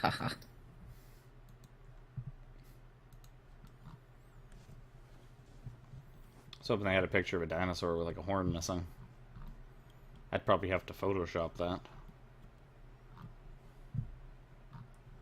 Is it like the middle horn or is it the? No, it's one side? of the two side ones is basically like one of them's like 18 inches long, like a foot and a half long. The other one's like 6 or 7 inches long. It looks as long as the center one off of his nose. It basically looks like the little stumpy one on his nose like got cut and paste and put like over top of like where one of his big ones is supposed to be. I was looking for. You've also noticed like when riding him, his head's kind of lopsided a little bit. Like he automatically it's the left horn, like the left one that's missing. So his head kind of like droops to the right a little bit when he's running. So he also kind of like very slowly lists to the right. Like Righty. after a while, you kind of notice that, and you're able to like pretty easily just correct for it by like continually like steering him back to the left a little bit. But he kind of lists to the right like a little bit because his head's a bit heavier, so that causes his head to tilt, so he sees the entire world at like a 10-degree angle. Not gonna lie, I was looking for a Triceratops missing a horn, and I found this Triceratops related Triceratops thing. Not lie. There's a Triceratops named Wendy Ceratops. So, yeah, We need to go you see Rada come out with like some forms. He's like, so I've been filling out the racing forms. So what do you want me to put for the name? Is it male or Flint. female? I assume it's male. It's a Carl, male. right? Yeah, he's a male. should he call him he Flint. could have called a female dinosaur Carl as well. You don't think he's really like top of the line when it comes to breeders from like the Yeah, sounds of it. exactly. He might not even know the gender, to be honest. Do we want to call him Flint? It's But it depends. Is he don't cut? think so. Do. Can't call him Flint if he's cut. I don't think they circumcised dinosaurs. Yeah, I don't think there's a big Then he's business for uncut. that. He could also be He could be Stan. Flint the uncut. He'll be Flint, but he's not gonna be the uncut. That's a little. That's a little meta. On the nose. Not all that's on the nose. That could be his name. On the nose. Sure, his name's on the nose. Yeah, I like it on the nose. Fine with it. Go with it. All right. That's the method. Wasn't actually a realistic name, but sure. All right, you're going with on the nose. That's the way math. Does kind of sound like a racing horse name, to be honest with you. Like, they have some weird ass names. Okay, so Rada just kind of like looks at you all like kind of half cocked. He's like, "What? Whatever." Carl was a way better name. They But... Googled famous racing horses and chose one of those. We'll ask Carl later what his real name is. So, yeah, he goes and he writes it down. He's like, "All right, on the nose." That is his name now. I don't know what you're gonna call him for short. On or nose. OTN. So it's up to you Okay. guys. If you guys want to decorate him for the race, you're more than welcome to. I'm gonna go finish this paperwork up and get it submitted. I don't imagine our point at odds are. different colors. It's like if you really think that you can win this, you may want to, sneak somebody out to put a bit of money on this because you're gonna be pulling some pretty long odds to win this thing. I'm gonna say we probably have no chance. Listen, if you say we have no chance, that's bad thinking.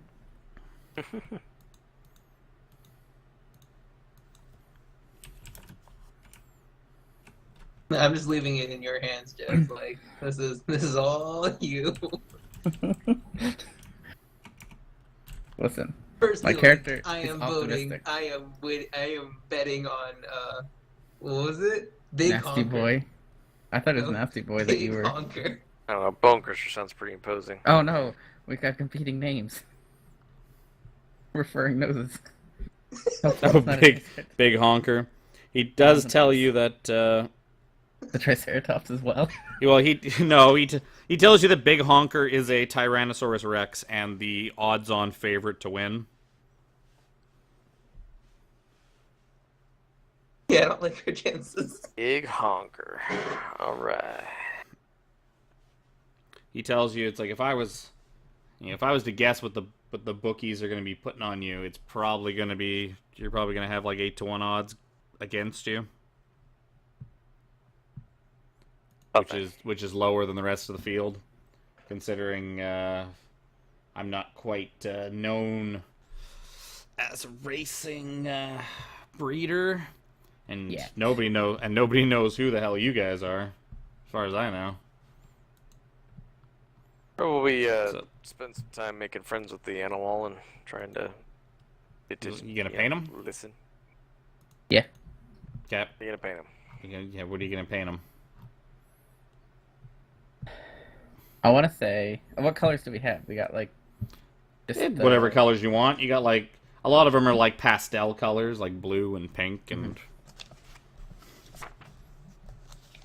What do you say? Purple and blue. Sure. Like for instance, this is the Fort 9 or the Port 9 Zaru chapter picture is a like blue painted. Basically, looks like a Triceratops covered in like blue like tribal tattoos, or like greenish blue tribal tattoos, Yeah, I was thinking. and a yellow and blue Tyrannosaurus looking thing. I was thinking like painting up the leg. No, I got a better idea. Paint up the leg orange, and then red off of that, like flames. Okay, it's gonna be your job for next session to Photoshop like a picture of a Triceratops with A hot rod. yeah your Hot hot rod rodded job. Triceratops. Oh my god. Give him a badass racing stripe too. With the flames, I'll have to see. Still looking for a Triceratops missing horn. No, I was looking for a Triceratops with flames painted on it. Maybe you shouldn't Google flaming Triceratops. That's not what I typed. I know better than that. I'm mostly just getting pictures of dinosaurs that are on fire. This is not what I wanted. It's not what I wanted at all. Oh man. Well, I so- want to Google flaming Triceratops. So Yeah, bad. so you guys spend some more time painting up your Triceratops out into the evening. How well do we bond? Me and The Triceratops seems happy enough with you. Happy enough to give him advantage on animal handling rules? Oh God, no. No, it just means the difficulty may have gone down, possibly. So next session will be the big race. So you guys are gonna go get some sleep, Tomorrow morning will be the big race. Your Triceratops will be waiting for you. So that is going to do it for this session. Next week, you guys will race your dinosaur through the streets of Port Nyanzaru in a big, epic dinosaur kerfuffle. Dangerous race. Cool. So thank you guys for watching. Thank you for coming out. We will be back next week with the great dinosaur race of October 2017. Best dinosaur race you'll ever see in October 2017. Promise you that. So, yep. We will... Oh, God, my outro thing. It was my birthday wish to race. Apparently. Oh, no. Oh, no. I'm breaking it. I'm breaking it. I better just end the stream now. Oh, no. What have I done? See you guys next week. If my... Oh, God, I broke OBS. I don't know if the stream has ended. Because I can't... Oh. Check. Pyro, I love that.